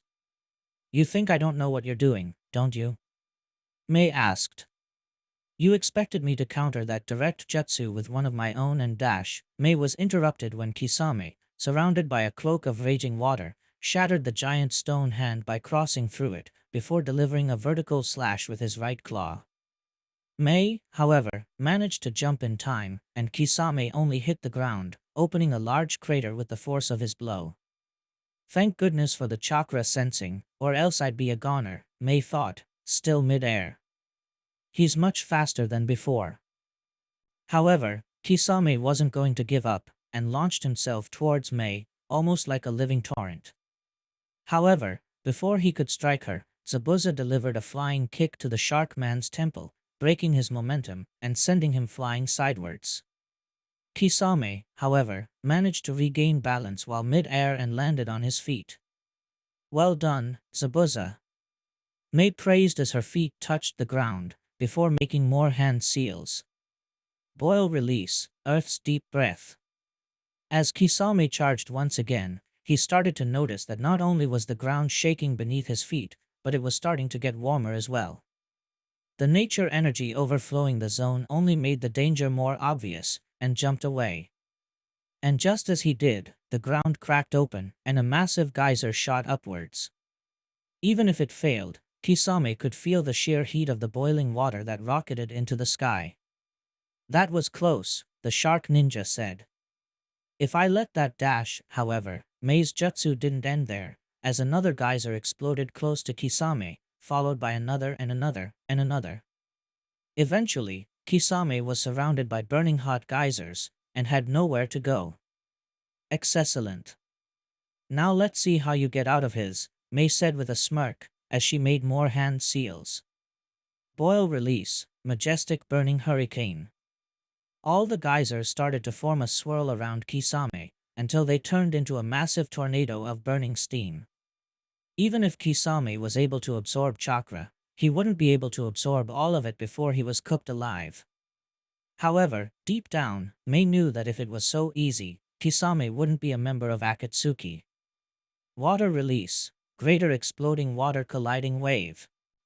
Suddenly, a massive watery torrent appeared from inside the steam tornado, dispelling it in almost an instant, before it expanded in every direction, flooding the entire zone, crushing everything on its path beneath gigantic tidal waves. Grinning, Kisame was standing at the epicenter of the ever-growing tsunami. Oh shit! Mei yelled, before she and Zabuza were buried by a massive wave. Water release, multiple water gun jutsu. Don't block them, just dodge. Suigetsu said in a panicked voice. No. Chojuro stammered back. Mangetsu mimicked a gun with his free hand, and from the tip of his finger fired deceptively large globs of compressed water in rapid succession towards the two swordsmen of the mist, which had the foresight of running in different directions. They managed to avoid the deadly watery missiles, which opened large holes in the ground when they impacted. Some of them still found some marks on some unlucky Zetsu clone or allied ninja. Given that Mangetsu was focusing on Chojuro, Suigetsu decided it was time to strike. Using water ninjutsu against Mangetsu wasn't going to produce any results, so he dashed as fast as he could, and tossed the sewing needle at him. Without having to stop his current jutsu, Mangetsu parried the flying sword with a mighty swing, his copy of Hiramakarei, sending the sewing needle back at Suigetsu. Shit! Suigetsu cursed, as he caught his sword back, and engaged Mangetsu in melee. This forced the older brother to stop firing water bullets at the bespectacled swordsman and focus on his younger brother. Suigetsu started to with a string of aggressive thrusts, but Mangetsu quickly turned the tide in his favor, and countered with more powerful wide swings, as his fake Hiramakarei glowed blue as Mangetsu channeled chakra through it. If there's a silver lining to this mess, is that I'm able to see you one more time, Suigetsu, Mangetsu said as he continued his onslaught. You've grown since the last time I saw you. You also got stronger. I had to, if I wanted to get my hands on one of the 7 swords, Suigetsu replied, as he managed to stop his brother's attack and lock their blades against each other. Not to mention that I no longer had you to protect me. Mangetsu managed to break the blade lock and overpower Suigetsu with more fast swings. One of them managed to slice one of his arms off, which quickly broke down into water, as a few water droplets leaked from the stump. Suigetsu jumped backwards to avoid the last swing, and to give himself some time for his lost arm to grow back. Then, he noticed something. With Mangetsu none the wiser, Chojuro was able to sneak behind him and was ready to strike. Hirumakari had more power and thus was more effective on a hydrification user than Suigetsu's sewing needle, which was more suited for capture and torture. He decided that Mengetsu needed to have his attention focused on the younger brother for Chojiro's ambush to work. "Ha, never thought you'd have it in you, Chojiro," Suigetsu thought, as he smirked. "Guess that all that beatings disguised as training from Zabuza Taicho did pay off, huh?" As Suigetsu charged forward, ready to impale his undead brother with the sewing needle, Chojiro moved to strike. Hirumakari, release. Chojiro's bulk burst with chakra, said chakra forming a gigantic hammer, which would crush Mengetsu into a puddle of water, giving the Seal Masters enough time to seal him before he could reform. However, just as Chojiro prepared his attack, so did Mengetsu. Hirumakari, release. Mengetsu's own sword also burst with chakra, before he split it into two blades, and started to spin around, turning into a blue razor tornado that both shredded and pushed Suigetsu and Chojiro back. While Suigetsu's own hydrification technique saved him from any permanent damage, Chojiro lost his flak jacket to the attack, leaving him unprotected. "Not bad, apprentice. Your stealth got much better since the last time I saw you," Mengetsu told Chojiro, with his back still turned at him. "It would have worked if Suigetsu didn't alert me of your presence." "What?" the very outraged Suigetsu asked, his face so contorted with anger it was almost comical. "What did I do?" "You smirked while you charged towards me," Mengetsu calmly told him. "And even if I couldn't see him, I knew he had to be close. Your sudden display of confidence despite struggling against me couldn't mean anything else."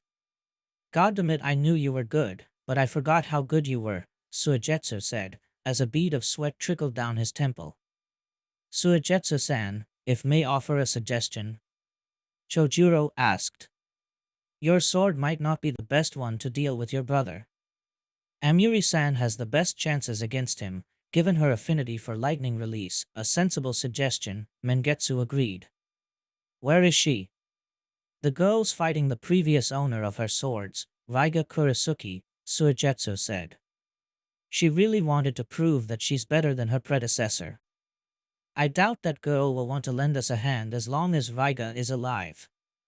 Well, living dead, you know what I mean." "Then go and fetch her," Chojiro requested, as he held Hirumakari in front of him in a fighting stance.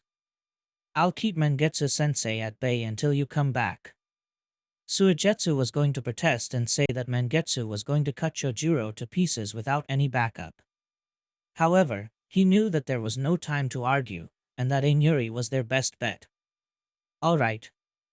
Just try not to get killed," Suigetsu said, before leaping away. With his brother out of the way, Mengetsu turned around, and smirked at the blue-haired Kirigakure ninja. "So, you and me. A one-on-one. Like in the old times," Mengetsu commented. "Except that if I lose, I die," Chojiro pointed out. "If you die to me, that means I made a lousy job training you," Mengetsu said, before dashing forward. "Show me how well I trained you, and how much you improved since my demise." As Suigetsu and Chojiro fought the reanimated Mengetsu, not far from there, Amuri was engaged in her own little duel against Raiga Kurisuke. From time to time a bunch of white Zetsu clones would try to interfere with the fight, but all their efforts got them was being sliced to pieces by either Raiga or Amuri. For most of the time, they kept the fight close and personal, sparks of lightning flying whenever their blades clashed. However, the two of them had the same idea of jumping back and trying ranged attacks, to test how the opponent reacted to them. Thundersword Ninja Art, Feast of Lightning. Both Amuri and Raiga stabbed their swords into the ground, releasing a mass of thunderbolts, cutting through the ground as they clashed against each other, resulting in an explosion of lightning bolts that opened a crater in the ground. "You're strong, girl," Raiga said, as he pulled his swords out of the ground. "Your funeral will be a worthy one." "Shut up. Of the two of us, I'm not the one who's actually dead," Amuri protested, as he did the same, before raising her swords into the air. Lightning release, depth charge. After a bright blue flash of electricity, Amiri was completely coated in a cloak of crackling lightning.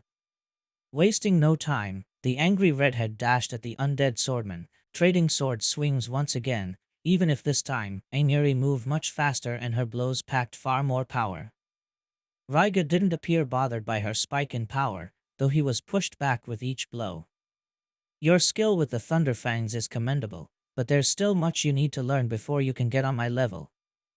Raiga shouted, as he tried to push Amiri back. The redhead grinned, showing a mouth full of sharp teeth.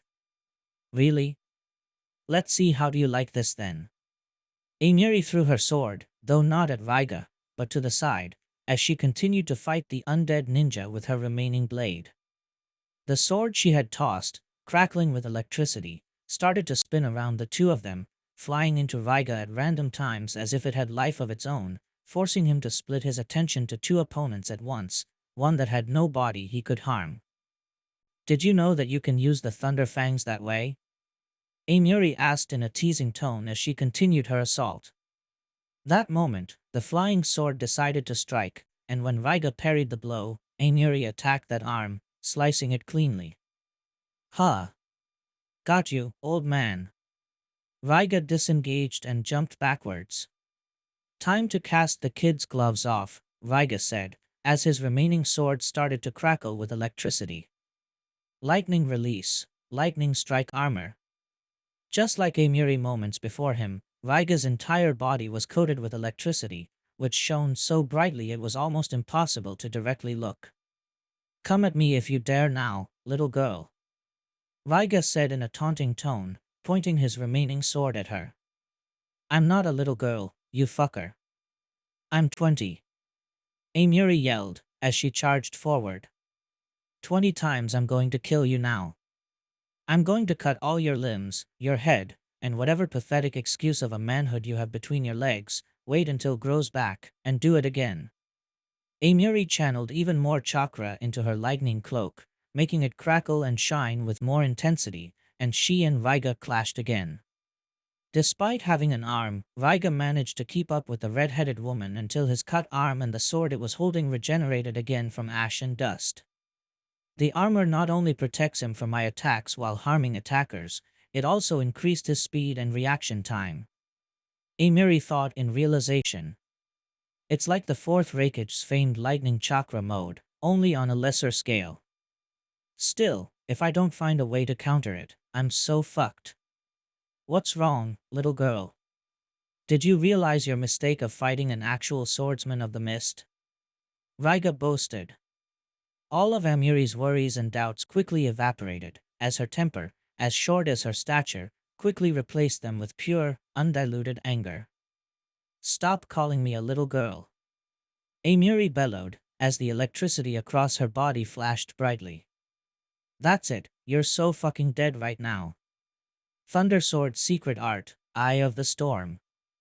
Amiri started to spin in place, turning herself into a tornado of lightning, before dashing towards Raiga, carving a furrow as she moved.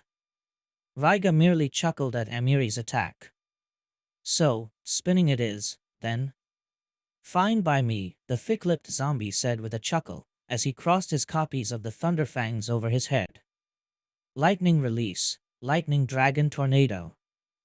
Like Amiri, Raiga started to spin, and the lightning coursing through his body started to form a vortex of wind and electricity. Said vortex then took the shape of a dragon.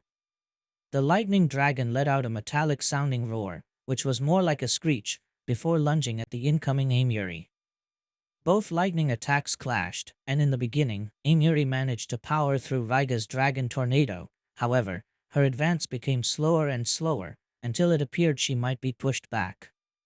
However, all the energy gathered by the two ninjas eventually reached a critical point, resulting in a massive explosion that sent both swordsmen flying backwards, leaving a rather large crater in the place of their clash. Ugh, Amiri groaned, as she tried to get back on her feet, using her swords as support. Note to self: never try shit like that Aganug. Hey, need some help? A new voice asked. Amiri was a little startled upon seeing Suigetsu suddenly landing beside her. He faced Raiga, who was also getting back on his feet, and took a fighting stance. Get lost, dumbass. I didn't ask for your help, nor I need it. Amiri angrily berated. Really? Because it doesn't look that to me, Suigetsu said. Before Amiri could protest, he continued. Listen, you may not need my help, but Chojuro and I need yours. We're fighting against my brother, and he's kicking our asses so badly it's not even funny. Of all of us, your skill set is the most fitting to deal with him. I'm not going to do your fucking job. Now scram, I have a relic that needs to be sent back to Oblivion, Amiri dismissively said. Goddammit Amiri, this isn't a game. Can't you just put your pride and ego aside? Suigetsu hotly asked, making the redhead glare. We're fighting a war, for fuck's sake. I can't deal with my opponent on my own, and neither can you. So stop being so fucking stubborn, and let me help you so can help me in return.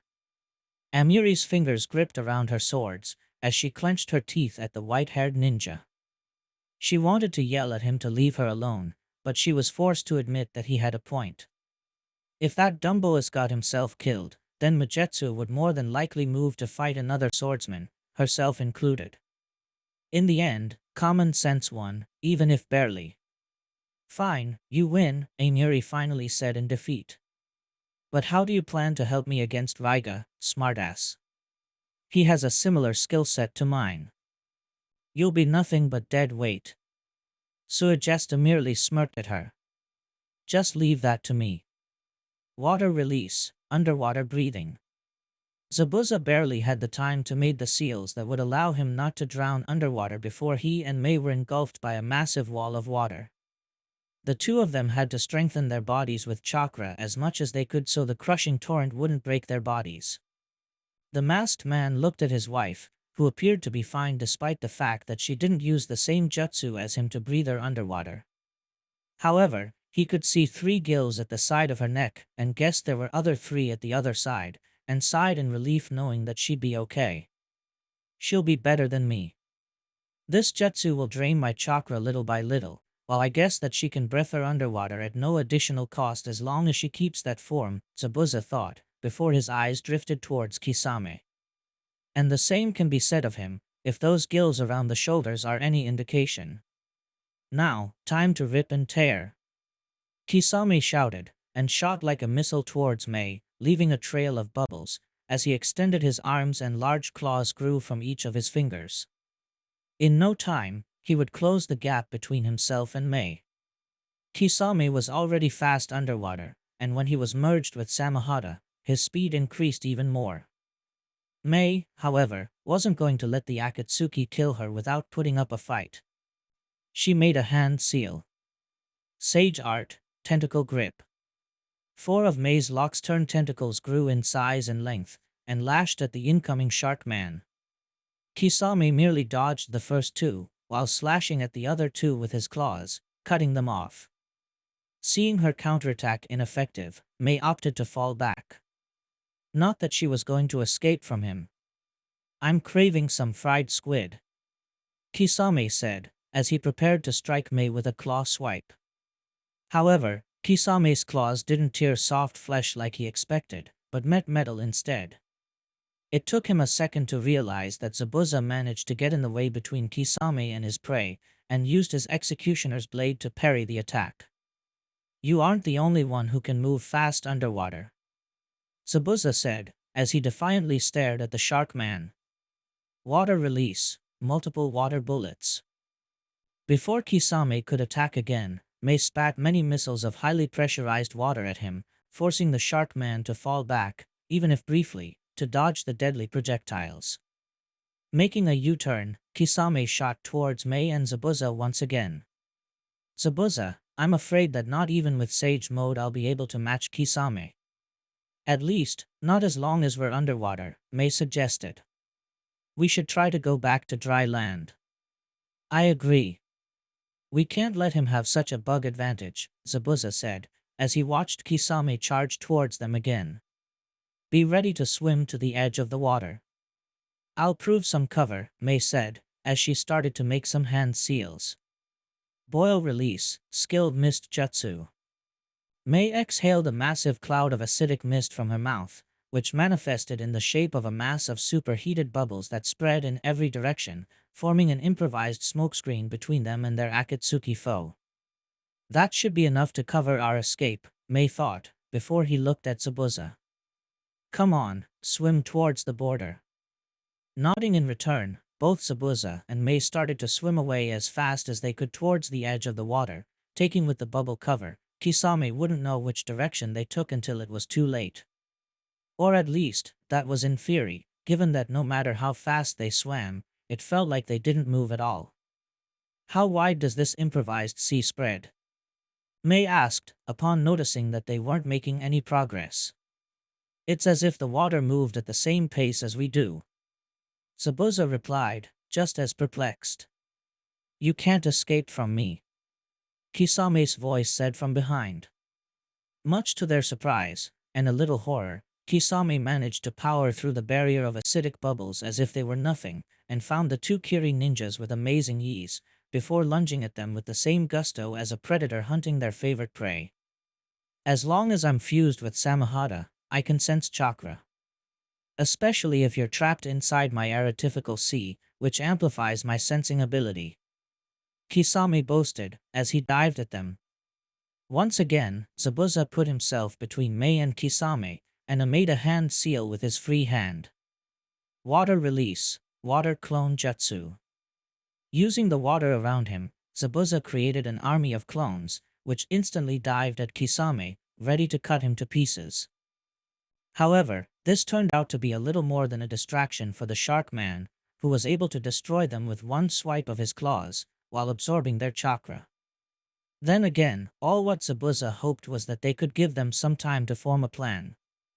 Well done, husband, Mei said, as she floated beside him.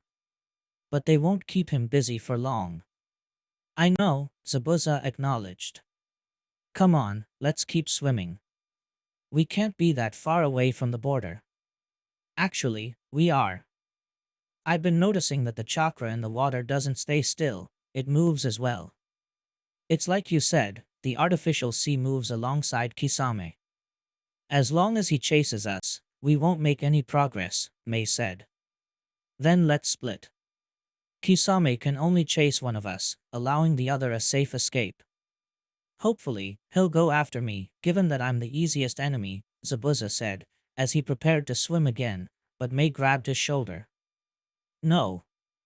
I won't let you sacrifice yourself like that, Mei said, and continued before Zabuza could protest. I have another idea. I'm going to the bottom. I need you to keep Kisame distracted a little more. Can you do that? Zabuza saw that Kisame just finished destroying the last of the water clones, and was now swimming at them once again. Understood. Now go, Zabuza said.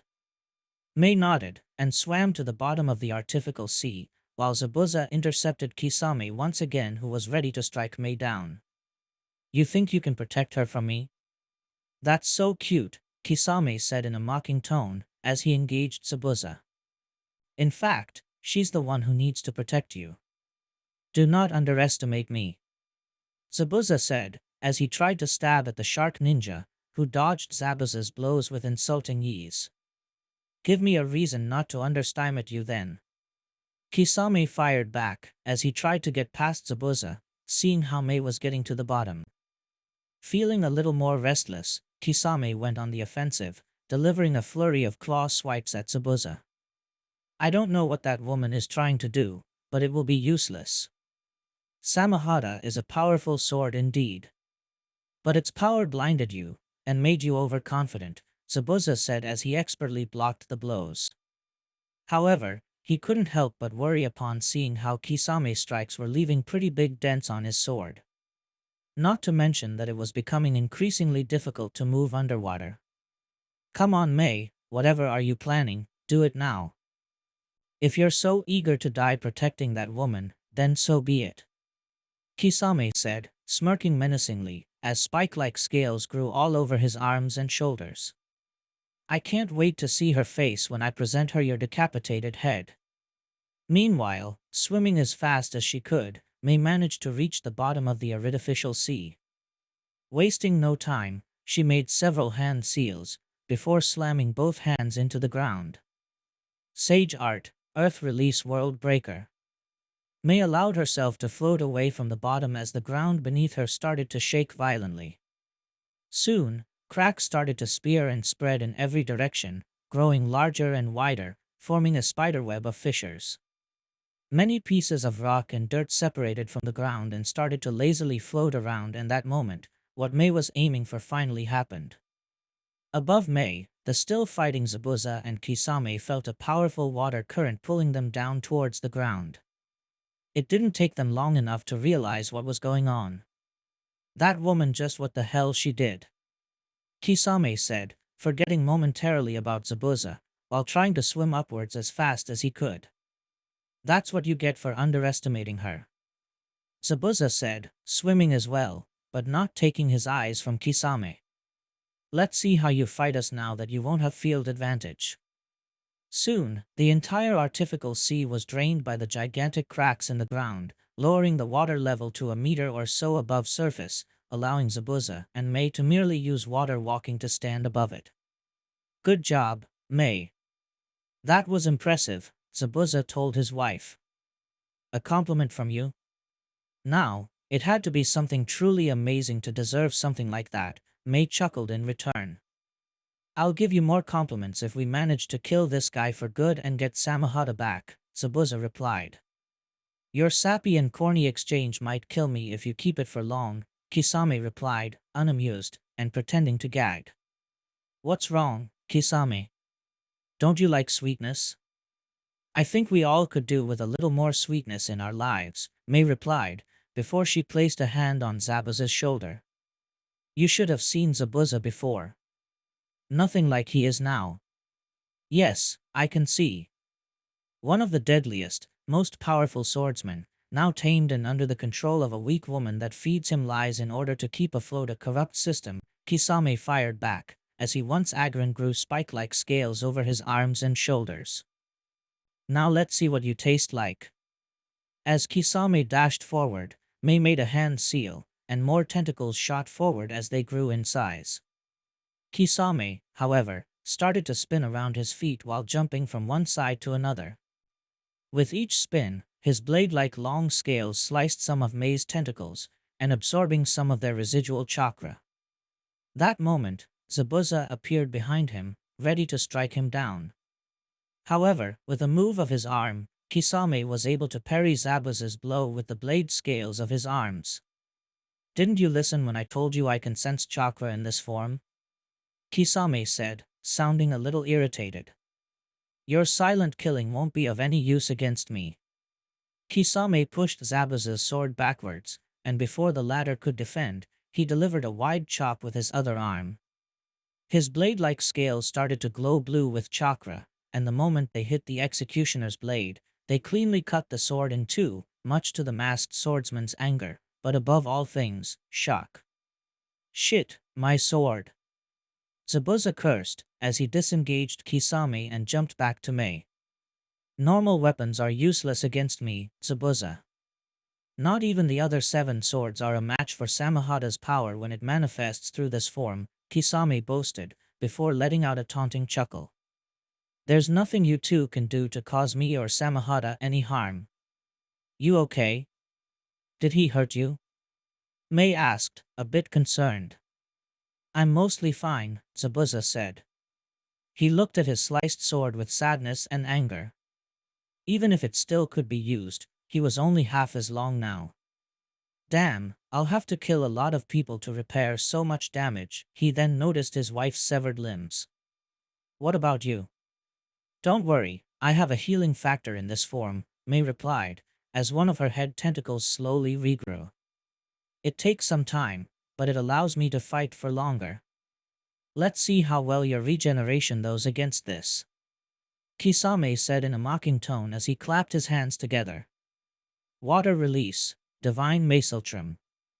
The water all around the place started to stir and shake, as it started to gather around Kisame, forming a column of spiraling torrent, elevating the shark ninja above the Mizukage and her captain swordsman. The gigantic watery column started to move towards the two Kiri ninjas, almost like a tsunami that came back to life. You think you can counter that? Zabuza asked, as he saw the giant mass of water ready to engulf them. I'll try, Mei said, as she started making hand seals.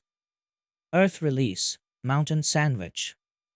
Mei slammed her hands into the watery floor, and two gigantic rock formations raised to the sides of Kisame's titanic whirlpool, depriving it of momentum and splashing the water around as the liquid tornado was crushed.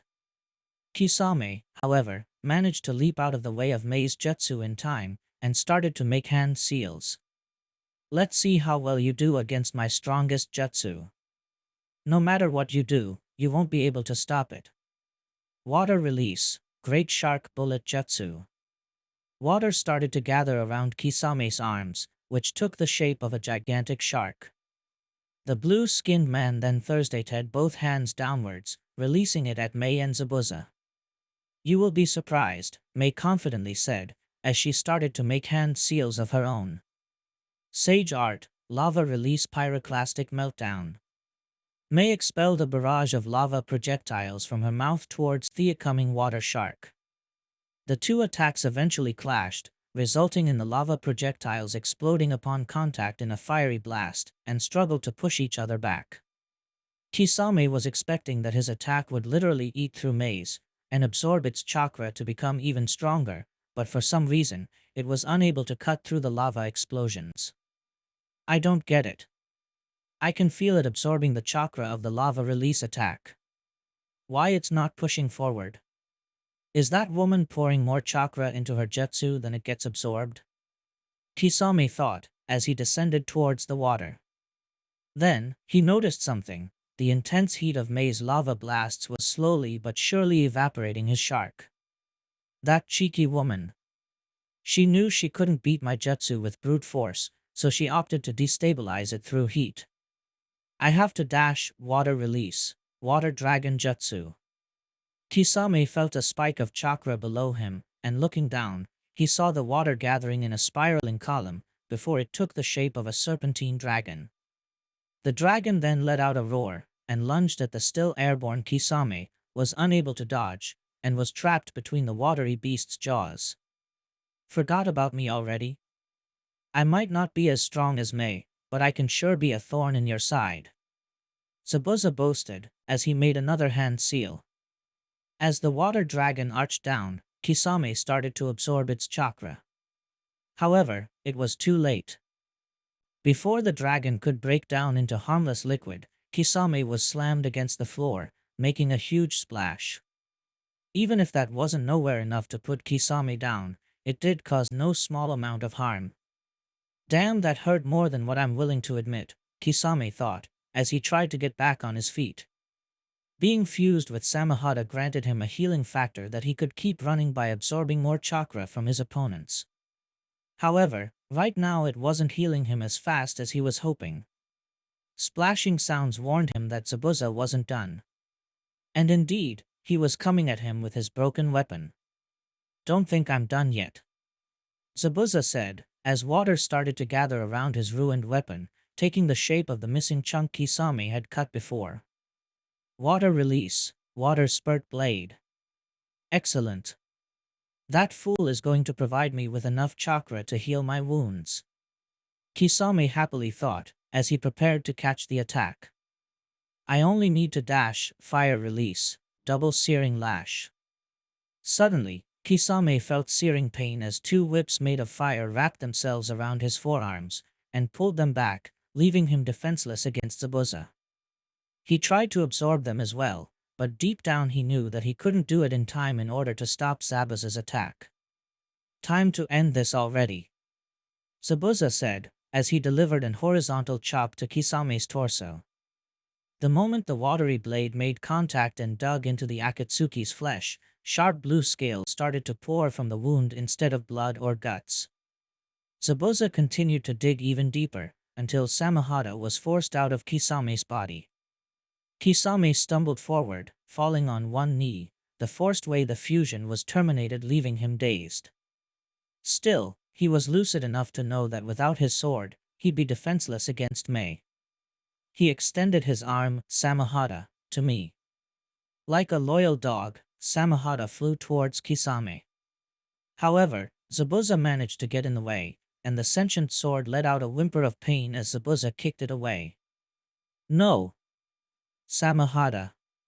Kisame shouted, as he tried to move towards his sword. Not this time. Zabuza said. Mei, now's your chance. Mei nodded, and made more hand seals as fast as her hands allowed her. Water release, water severing wave. Mei expelled a high-pressurized stream of water from her mouth, as thin as a thread. She quickly moved the stream in a wide arc towards Kisame, cleanly cutting his head from the rest of his body, which fell to the ground, motionless. There was a moment of silence as the two Kirigakure ninjas processed what had happened. Did they win? Was the fight really over? Is he dead? Mei dumbly asked, as exhausting caught up to her, and fell to her knees. Zabuza walked towards the headless body, and kicked it a couple times. I'm no medical ninja, but I don't think this guy is getting up anytime soon. Heh, just like I said. In the end, he wasn't that good without his precious Samahata. Speaking of which, the sentient sword managed to crawl towards the dead Kisame, and started to whimper like a puppy who just lost its owner. Look at that. It seems Samahata is crying the death of his master, Mei observed, before her expression hardened a little. It will be the only one to cry his death. Today, justice has finally been done. Our greatest criminal has been punished, and the treasure he stole is finally back to its rightful owners. Zabuza, put this sword on a scroll.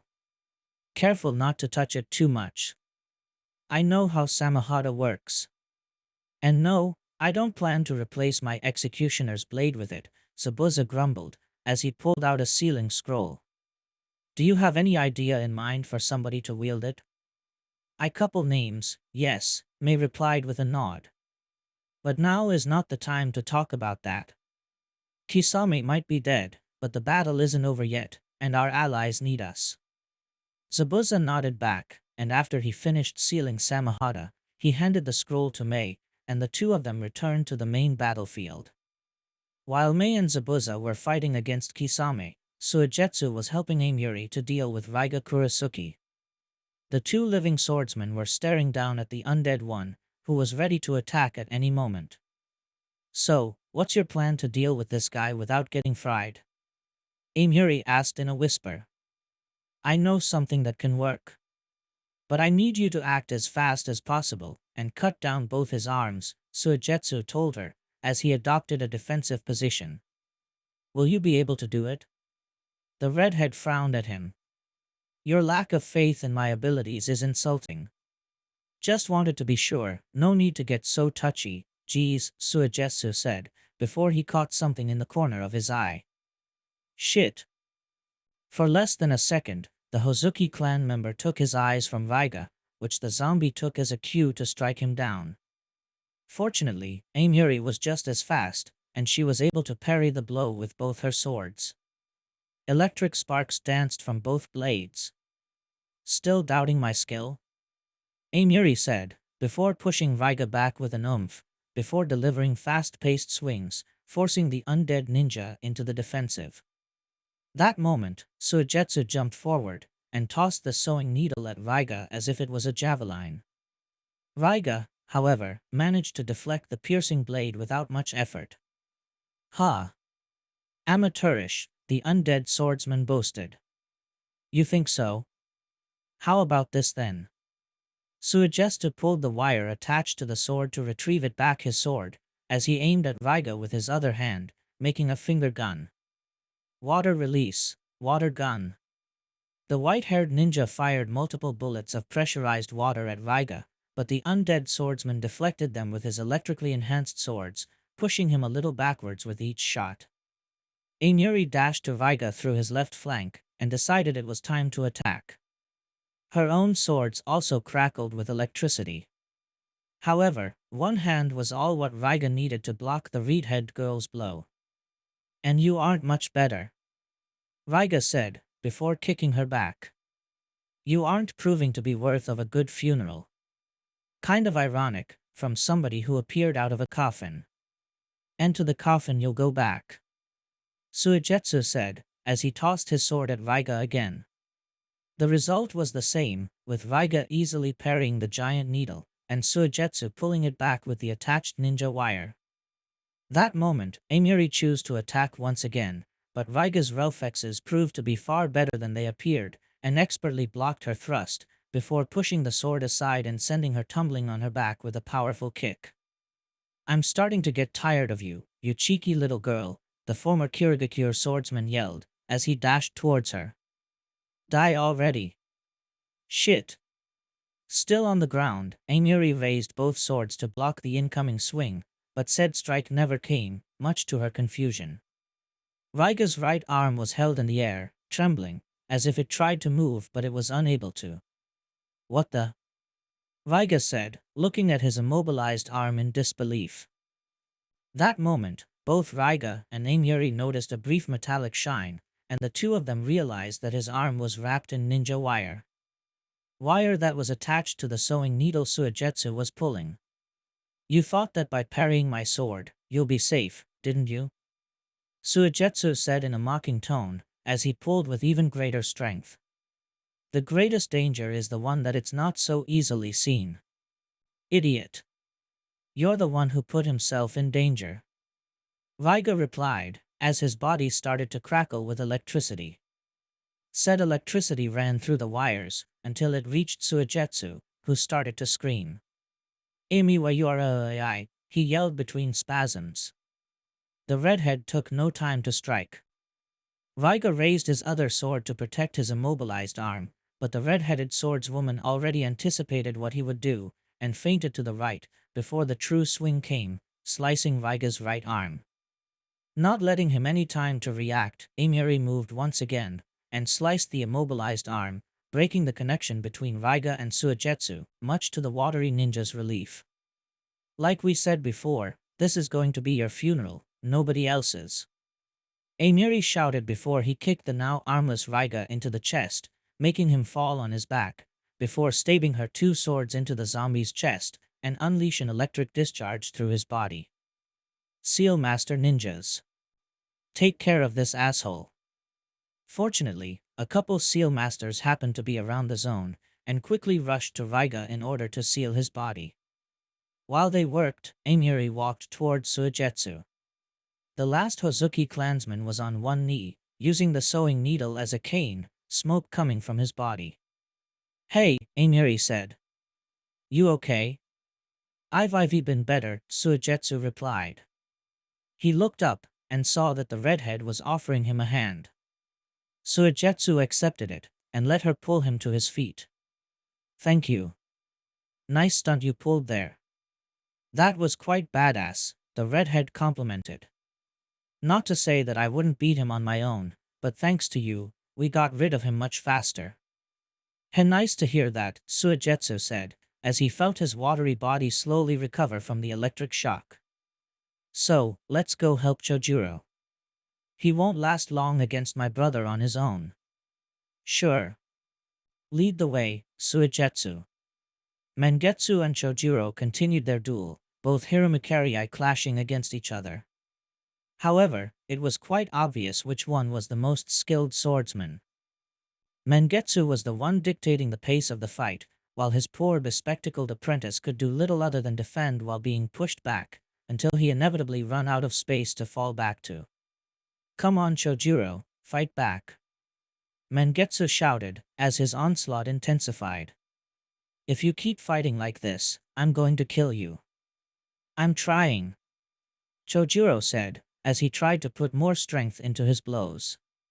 However, that didn't change that for every time he tried to attack his former sensei, Mangetsu attacked 5 times in return. But no matter what I do, my skill pales compared to yours. Your skill matches my own at the very worst. If that wasn't the case, I would never have chosen you as my apprentice. Mangetsu yelled, as his swings became more brutal. Come on Chojuro, show me that I wasn't mistaken. Show me how much you've grown since I last saw you. Mangetsu delivered one final swing with his fake Hiramakari towards Chojuro, but the blue-haired ninja reacted in time and parried it with his own. Mangetsu tried to push forward, but found that Chojuro was pushing back with just as much strength. The bespectacled ninja wouldn't budge, not anymore. You mean it, sensei? Chojuro asked. I'm not one to deliver compliments if I didn't mean them. Life's too short to waste it on lies and deceptions, Mangetsu said, before smiling sadly. I should know that better even now, given that I'm no longer alive. Chojuro's Hiramakari started to brightly glow with chakra, before he pushed his former sensei back. I always believed that I wasn't worthy of being your apprentice, sensei, Chojuro said, as he delivered a wide horizontal swing, releasing a crescent-shaped chakra blade at Mangetsu. Mangetsu sword glue with chakra as well, and with another strike, shattered Chojuro's chakra blast. I know. That's why I always made my mission to make you see the amazing potential you possess. Once you see it, you'll become more confident, and will be unstoppable. This time, the chakra around Chojuro's Hiramakari took the shape of a hammer, as Chojuro leaped at his former sensei, slamming the hammer down. Mangetsu jumped backwards just in time to avoid the blow, but the resulting hit resulted in a powerful shockwave that pushed Mangetsu backwards, almost making him fall on his back. When you died, I thought it was fate's way of telling me that I was never meant to be your apprentice, Chojuro said, pulling his sword back from the shattered ground. That maybe if you had a more competent apprentice, you would still be alive. Neither you nor any other apprentice would have prevented my death, Chojuro, Magetsu replied. Yagura's troops outnumbered us too much. Somebody had to stay in order to give the others a chance to escape. I was the best suited to delay the enemy. Mangetsu raised the sword above his head, causing it to shine even brighter, before slamming it down, sending an underground shockwave at Chojuro, cracking the ground as it traveled and sending many rocks and pebbles flying in every direction. Chojuro tried to jump away in order to dodge it, but one of the rocks hit his glasses, breaking one of his lenses, and making him lose balance and fall on his back, dropping Hiramakari. Come on Chojuro, this isn't your end. Mangetsu yelled, as he leaped at the defenseless ninja, who stumbled to recover his blade. When Mangetsu brought his blade down, it clashed against metal rather than flesh, but it wasn't Chojuro's Hiramakari, but the thunder fans the ones blocking his sword. Wielding them was Amuri Ringo. Hello, Amuri-chan, Mangetsu said, smiling down at her. Nice to see you. Feelings mutual. And don't fucking call me Amuri-chan, asshole, the enraged redheaded said as she channeled electric chakra through her swords, forcing Mangetsu to disengage before they could reach him. I'm glad to see nothing was able to keep that temper of yours down. Kunoichi as fierce as you appear only once every generation, Mangetsu said, his smile persisting. By the way, weren't you fighting Raiga? We already took care of that, Suigetsu said, as he landed beside Chojuro, and helped him back on his feet. We figured out Amuri would be the best suited to defeat you, brother, so I made sure to help her finish her fight as soon as possible. A sensible tactic. Now dash, Mangetsu said before he was suddenly interrupted when he was hurled backwards. A opened coffin emerged from underground, and Mangetsu was pushed into it, before the lid slammed it closed, and finally vanished. What's going on? Chojuro asked, as he adjusted his broken glasses.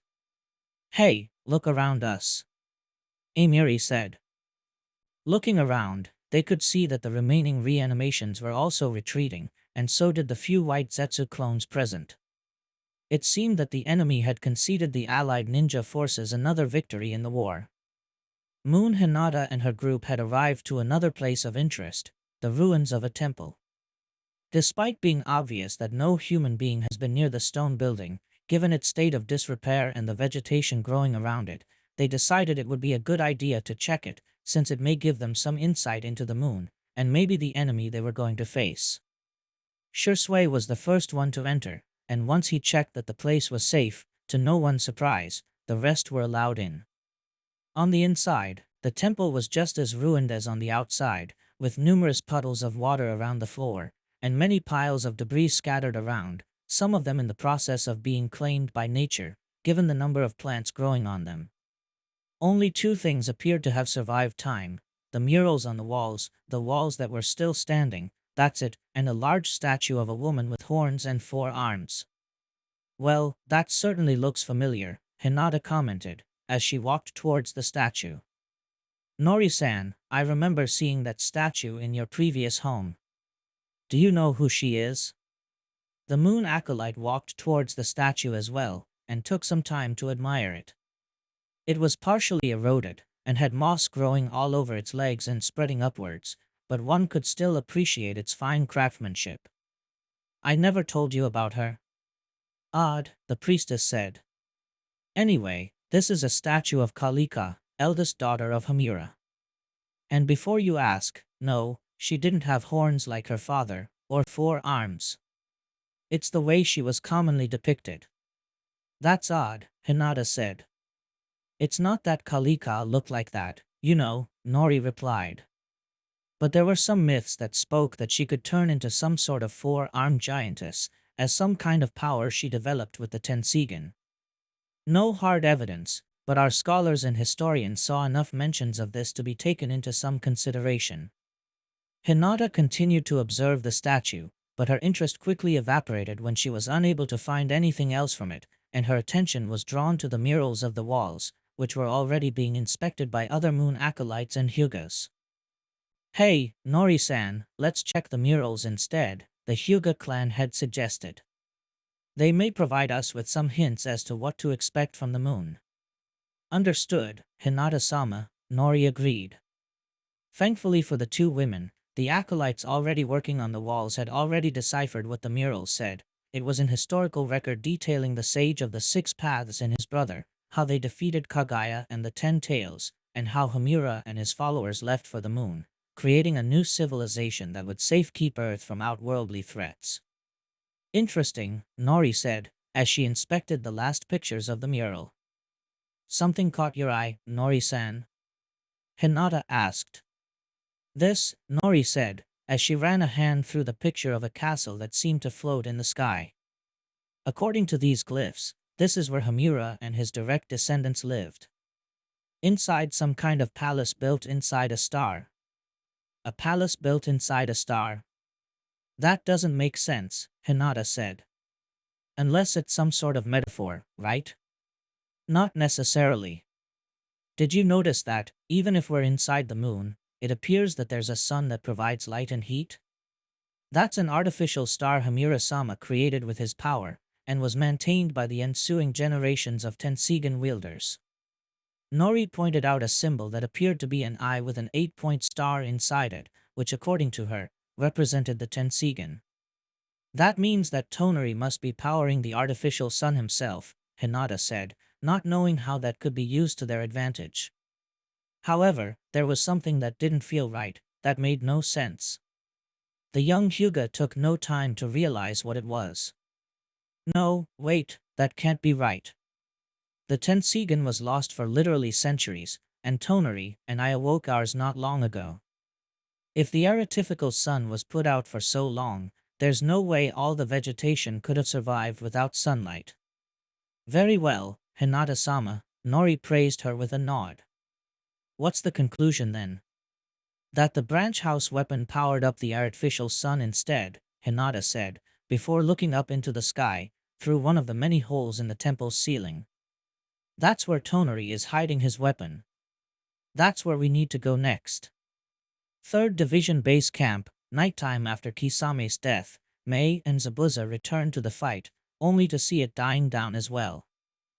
Most of the reanimated swordsmen of the mist had been put down and sealed, with only Mangetsu, Jinpachi and Kushimaru managing to escape before they could be neutralized. Other reanimations also escaped with their lives, or living deaths, but most of them were sealed and captured.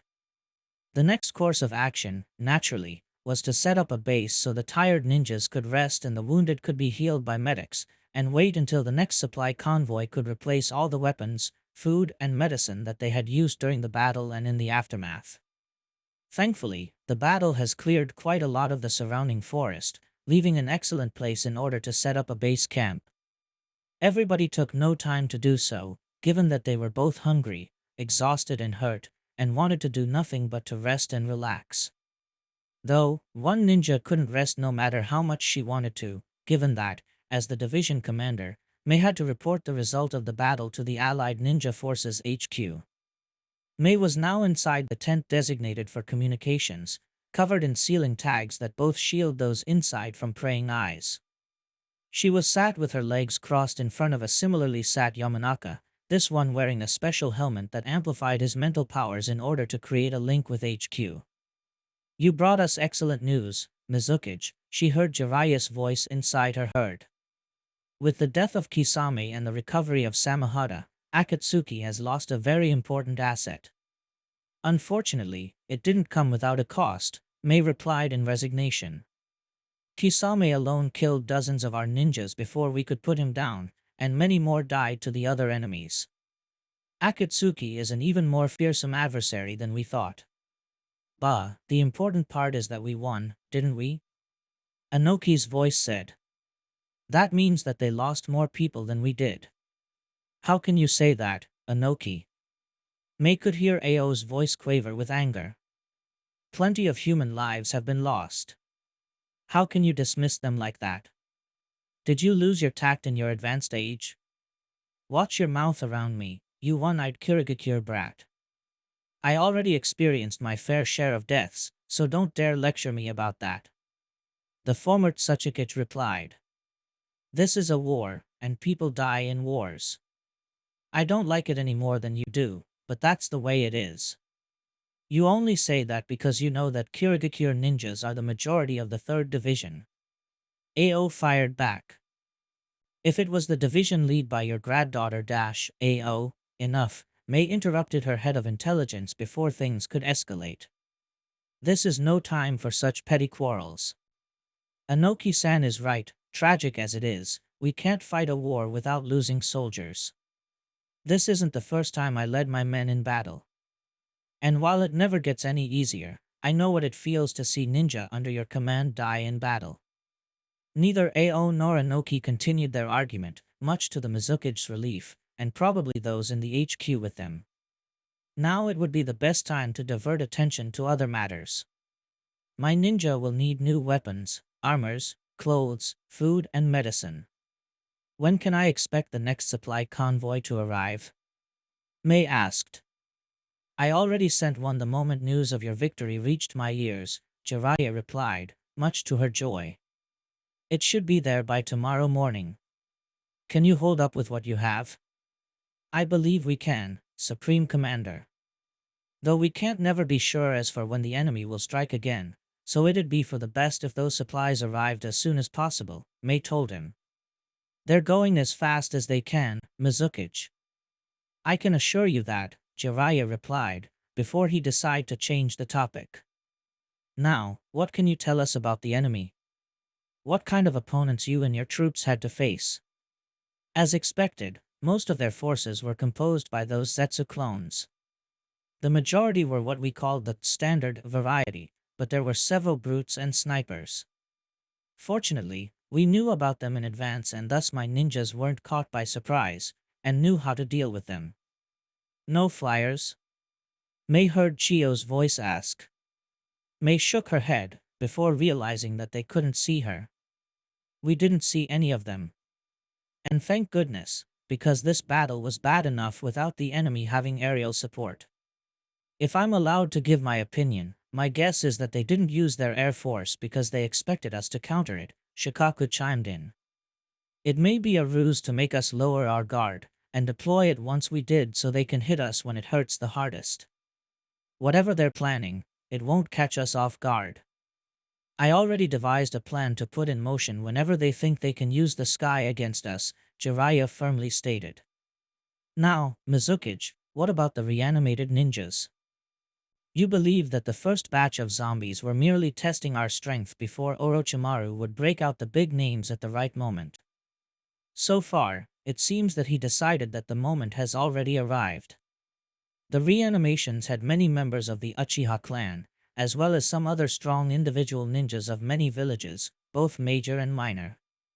But chief among them were 6 deceased members of the 7 Swordsmen of the Mist, complete with a fake replica of the sword they used to wield, led by Kisame Hoshigaki. Though you know about that part, Mei explained.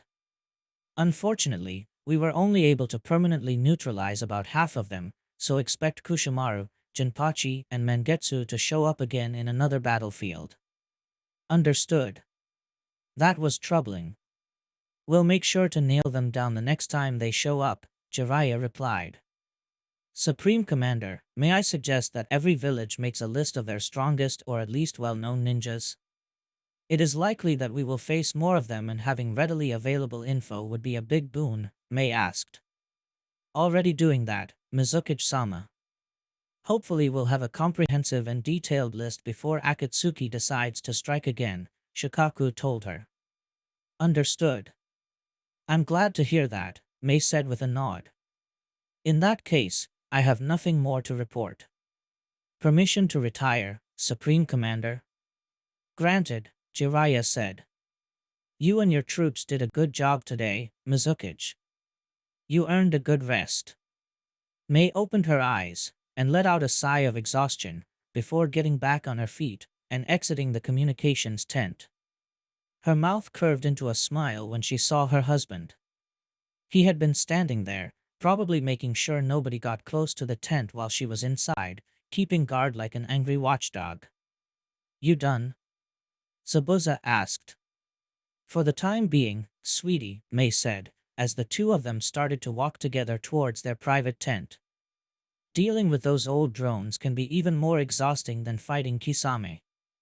Zabuza chuckled, smirking under his mask. Heh, it's on moments like these where I'm glad that I'm not in your shoes. What happened to your ambition of taking my place? Mei asked, quirking an eyebrow.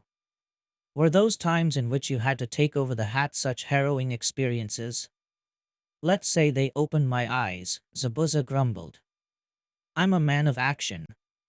The battlefield is where I belong, not caged in an office behind a desk.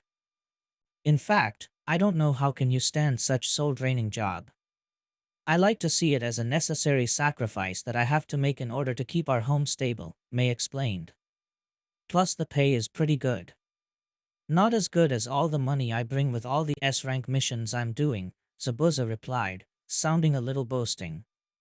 And now that blue-skinned fool finally got his deserving comeuppance, that means that I'm the strongest swordsman of the mist alive. I'm sure you are, honey. Especially since you helped me so much dealing with Kisame, Mei replied, as the two of them finally arrived at their private tent. Mei sat on her bed and started removing her boots. Ugh, I'm so tired, I could sleep for a whole week. I feel you. Not even the civil war back at home was so draining, Zabuza replied, as he sat beside her. So, you said you have an idea about who's getting the Samahata, right? Yeah. It might be risky, but it's our best bet, Mei replied. Yagura's son, Dagura. He was training to be a swordsman. From what I heard, he was going to inherit the helmet splitter, even if he didn't train under Jinin Akabino himself. So, good old Yagura wanted to get rid of Jinin and replace him with his own son. Classy, Zabuza said, letting out a chuckle. That would explain why did he send him to the Crimson Citadel instead of having him executed on the spot when he felt his loyalty wasn't genuine. His brat wasn't ready yet. Yet being the key word. As a sign of conciliation, I allowed Dagura to continue his training, and keep him as a reserve swordsman in case of you or any of the others fell in battle, given that neither of you have formal apprentices. I wasn't expecting to recover Samahata so soon, so I didn't think he'll get his hands on them. But given the convenient timing, I think he's the best choice. Let's hope you're right, and he doesn't turn traitor the moment he gets his hands on Samahata, and wants to avenge his father, Zabuza said. Come on, have a little faith in me. I'm a very good judge of character. I mean, I think I made an excellent choice with you, didn't I? Mei teased. Zabuza grumbled something she was unable to understand, as he averted his gaze. Ah, come on, don't go all thunder on me. I thought that we left that phase behind after our honeymoon, May said, smiling mischievously. She then placed a foot on Zabuza's lap. Now come on, be a good husband, and give my feet a massage. I could use your expert hands. I'm not going to massage your feet, Zabuza replied, as he pushed the foot back. Ah, come on, she begged, sounding like a child asking her parents to buy her a new toy. Do it, and I let you be the one on top tonight. Once again, Zabuza grumbled something unintelligible as he begrudgingly started to massage one of May's feet. You've been the death of my reputation, woman, Zabuza said in resignation. Because you know that I'm worth much more than any reputation you might build, sweetie, May replied. Plus, if you care about your reputation that much, you wouldn't have spent so much time taking care of a kid, because WOWCH. Careful. May shouted when she felt Zabuza squeezing her foot with far more force than necessary. You know exactly why I took Haku under my wing, Zabuza angrily replied. Yes, because you wanted to turn him into your personal weapon, we all know that story, May replied, rolling her eyes. That's why, once his training was complete, you let him go live to another village so he could be with his friends, girlfriend and other loved ones he met there instead of keeping him close to you. Such a heartless monster you are. May expected Zabuza to react even worse to that taunt, but much to her surprise, her husband left that taunt unaddressed. I always have faith that that kid will be smart and resourceful enough to stay alive, Zabuza said. But now, with the war and the kind of enemies we're facing, I wish I could keep him at my side. May removed her foot from Zabuza's lap and inched closer to him before placing a comforting hand on his shoulder. I can imagine how you must feel, May began. But you should remember that Haku isn't alone. He has his friends and sensei to watch his back. Plus, given that you helped train him, I'm sure he's strong enough to survive this whole ordeal. I tell myself that, Zabuza replied. If only we were on the same division, but you are not. Sad as it is, you must deal with it. Listen, I can't afford having you distracted like that, May stated sternly. But if that makes you feel better, I'll pull some strings to give you two some time to catch up, alright? I'll appreciate that, Zabuza admitted. May smiled widely. Of course you would. Now come on, you have to do my other foot. Well brats, you did it. You survived your first day of war. Enko cheerfully shouted, as she sat among her students, sitting across a campfire. I guess that you never felt more alive than you do now, right? You can't be serious, Sensei, Kin replied, shooting her a deadpan look. How can war make you feel alive? Because nothing makes you appreciate life more than being in the constant presence of death. Enko rebutted. Of course, being ninjas, that's a constant for us, but in times of war the feeling becomes much greater. Enko-sensei, I always thought you were insane, Zaku began, as he started to slowly inch away from the purplet. But never to this extent. Ah, come on brats. I'm only trying to make you see the bright side of a grim situation, the special Jonin said as she pulled several sticks of dango out of nowhere and started to devour them with gusto. Don't think I'm somebody who thinks war is beautiful or some other nonsense. And how did you develop such a bizarre outlook on war? Dosu asked, as he carefully measured his next words, for they would touch a sensitive topic. Was Orochimaru who taught you to think that way?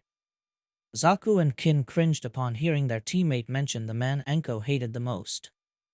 The three ex-Odo ninjas expected the snake mistress to explode in a blaze of anger, but such reaction never came. Yeah, pretty much, Enko nonchalantly replied, as she happily munched on her dango.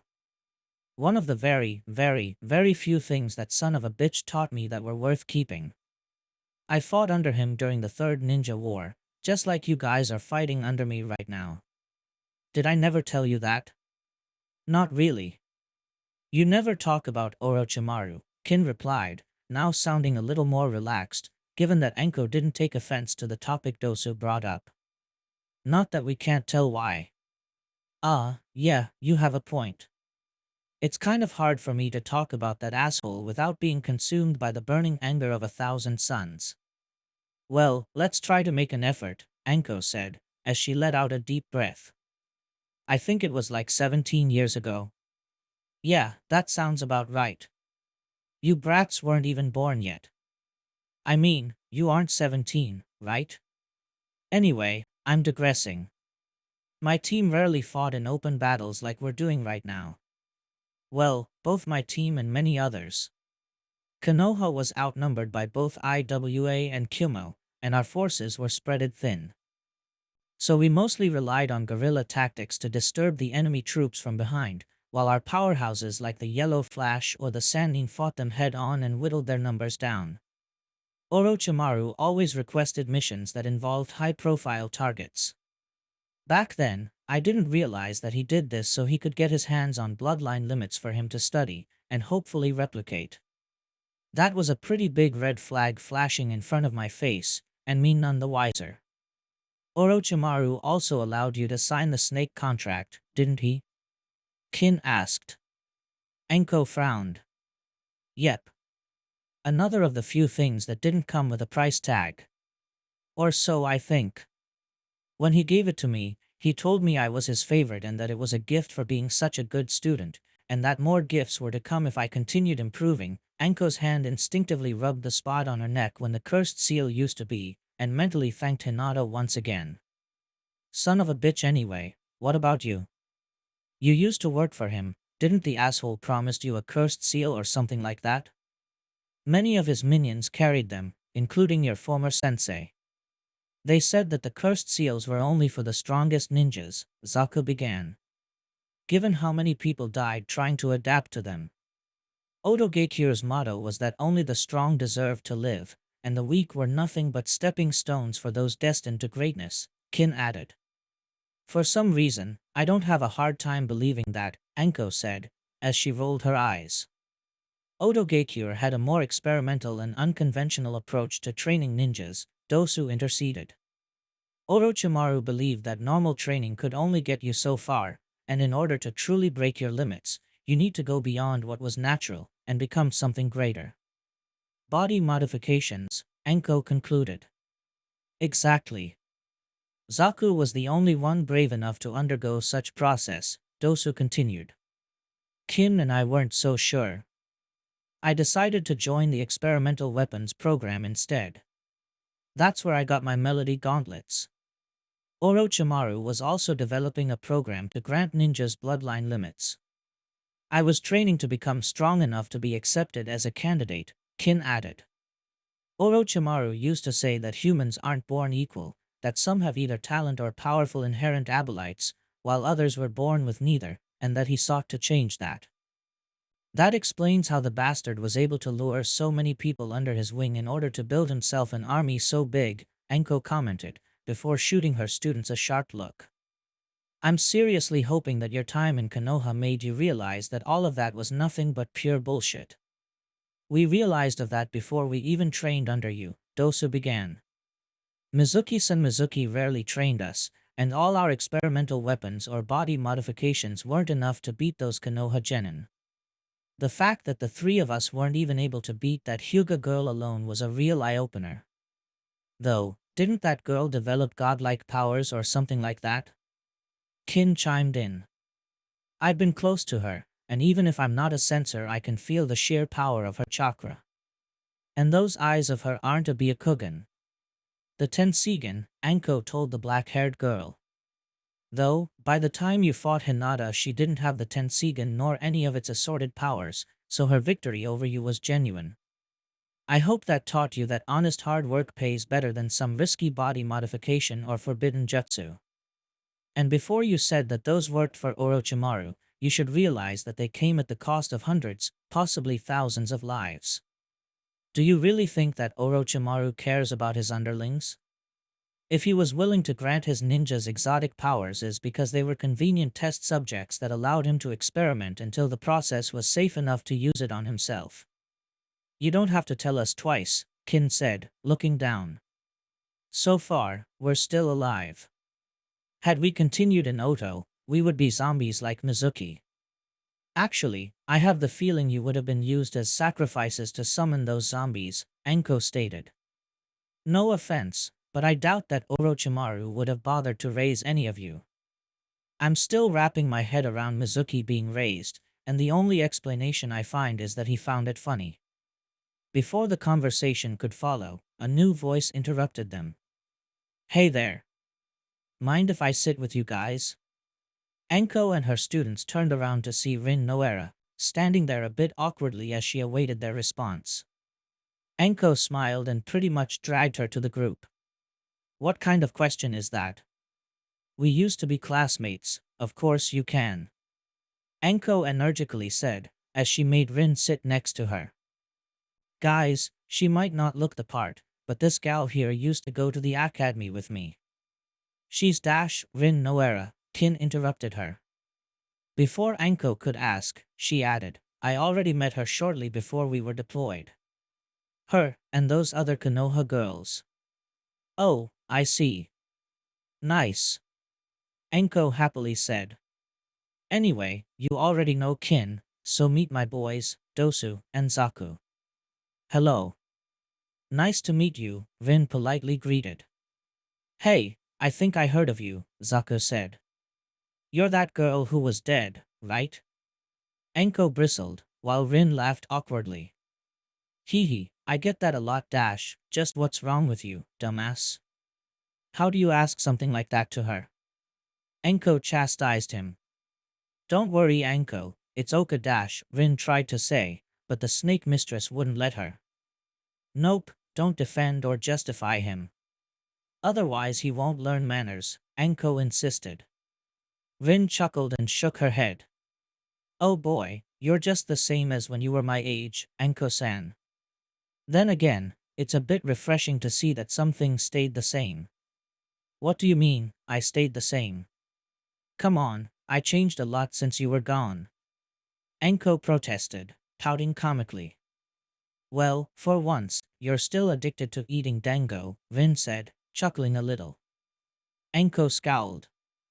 Sure, I like my dango, but I don't eat it constantly. Don't exaggerate so much. I'm not exaggerating. Rin replied. Then, she placed her finger under her chin as she recalled a memory. In fact, I do remember this one time back in the academy where you ate so much dango, that during a sparring session you Dosu, Zaku and Kin saw color disappearing from Enko's face, as she slapped a hand over Rin's mouth, silencing the brown-haired medic, who tried to remove the hand keeping her quiet. What? What happened during the spar? Zaku asked, leaning forward in interest. Nothing. Nothing happened. Enko loudly shouted. Your reaction doesn't convey such feeling, Sensei, Dosu pointed out. Enko continued to struggle in order to keep Rin silent. Well, that's the truth. And whoever says otherwise however, much to Enko's horror, Rin managed to remove the muffling hand and finished her tale. While she was fighting Ebisu-san, she let out the loudest fart you could ever imagine. Rin said, giggling at the memory. Poor Ebisu-san didn't even know what to do, and he even forfeited the spar. As Enko's face turned as red as a tomato, her students to laugh loudly in return. Except Dosu, who wasn't laughing openly, but one could see that the way his bandages covering his mouth were stretching, he was snickering at the very least. Oh boy, this is golden. With this girl, we can get so much dirty laundry on Enko-sensei. Kin laughed. Please tell us more. Then, all of a sudden, multiple snakes emerged from under Enko's sleeves, wrapping themselves around the neck of her students and Rin. Rin, the next time you reveal any embarrassing past event involving me, all of you will suffer a slow and agonizing death, Enko seethed, as she glared at all of them. Come on, Enko-san, what I told them wasn't that embarrassing, Rin tried to protest. You mean that you have stories even more embarrassing? Kin asked, elated. The snakes around her neck tightened their pressure. Which I'm not interested in hearing, and neither are my teammates. Pleased, Anko finally released her snakes from her students and childhood friends. Now, enough talking about my past, let's switch the topic to something less infuriating, the snake mistress said. Say, did you guys get to watch the Seven Swordsmen in action? The fact that they had to fight a previous generation of swordsmen made the fight even cooler. Oh, those swords. Who could get their hands on them? My favorite is the one that makes explosions. Rin, Dosu, Zaku, and Kin had to spend the rest of the night hearing Anko fangirling over the swordsmen of the mist and their swords. Speaking of which, the swordsmen of the mist, minus Zabuza, who was with Mei, were also sitting around a bonfire, enjoying a warm meal after such a brutal battle. Some other Kiri ninjas also gathered near them, hoping to see, and maybe even talk with the foremost ninjas of their village other than their Kage. I might have taken a little longer, but I tell you, I could have destroyed that Raiga creep and his fake thunderfangs myself, Amiri boasted, before taking a bite of her fried squid. We know. You only said it about 60 times already, Suigetsu groaned, as he rolled his eyes. Because it's the truth. Amiri insisted. Anyway, thankfully that guy's spirit will be back to whatever hell Orochimaru pulled him from. Yeah, and Kisame, Juzo Baiwo and Jinin Akabino have been sealed and terminated as well, Miyako added, hoping to introduce some positivity in the conversation. Of the enemy's 7 swordsmen, more than half have been eliminated. Too bad my brother isn't part of that half, but the one that got away, Suigetsu said, his voice laced with some bitterness. Well, minus the hell part. Amiri didn't say anything, but his expression visibly softened. It had to be pretty hard for you, seeing your brother being made into such a mockery of his living self, Miyako sympathetically said. A bit, yeah. Though, admittedly, it was nice to get to talk to him again, Suigetsu admitted. Agreed. I always thought that I was an unworthy apprentice to him, but hearing his words of reassurance, Chojuro chimed in. It renewed my strength. That's why we have to try our hardest to make sure my brother goes back to the place he belongs to, Suigetsu firmly stated. Orochimaru won't defile my brother's soul and memory any longer. For that, we'll need Amiri, Miyako said, looking at the redhead. So make sure you don't get killed until we face Mengetsu again, okay? Huh. As if any of those pathetic zombies could even be close to kill me, Amiri scoffed. If I didn't know you any better, Miyako, I'd feel like you were trying to get under my skin. Given that zombies are so below you, maybe we should have let you fight Kisame, Miyako said, smirking at the redhead. It took Mizukage-sama and Zabuza Taicho's combined power to put an end to him, but I'm sure you would have done it in half the time. See? That's what I'm talking about. Now, that's a proper challenge. Too bad they had to call dibs on him, Amiri said, taking another bite of her squid. Chojuro and I got to fight him back when we conquered Kiri, but the coward ran away. Actually, we only got to fight water clones of him, while Zabuza Taicho fought the real one, Chojuro felt the need to correct her. While we beat the clones, Zabuza Taicho could barely hold his ground against the original, and I don't think that even with our help we could have defeated him. The bespectacled swordsman felt an overwhelming killing intent focused on him, and realized that opening his mouth was a huge mistake when he saw Amiri piercing him with a furious glare. You really are a glutton for suffering, aren't you, for eyes? Amiri seethed. Hey, calm down, Miyako said, placing a hand on Amiri. Don't be mad at the boy because he revealed the truth behind your boasts. Besides, you don't need to boast. We all know how strong you are and how hard you work to be worthy of carrying those blades, a new voice said. Suigetsu turned around, and saw that besides Chojuro was sitting a man he never saw before. He had tanned skin, shoulder-length black hair, a thin mustache and a goatee. He was happily eating some fried beef. And who the hell are you? Suigetsu asked, wondering how this stranger felt entitled to intrude in their conversation. Though for some reason, his voice sounded oddly familiar. I'm Komori. Couldn't you tell? Komori said, before nodding at the splatter beside him. The fuck? Suigetsu asked. You took off your mask. Yeah. How else I'm supposed to eat? Komori asked. Though, even if you don't know what I look like, at least you should have recognized me through my voice. I didn't know you spoke. I never heard you speak before today. Suigetsu angrily protested, before he turned at the others. Did you guys knew he could speak? Much to his shock and growing frustration, all of them nodded. He only stayed silent whenever you were present. Said he liked to get a reaction out of you, Miyako said, giggling a little. And it was worth it every time. Too bad I won't be able to do that again. Oh well, better end it on a grand note than run it into the ground and let it become stale, Komori said, shrugging.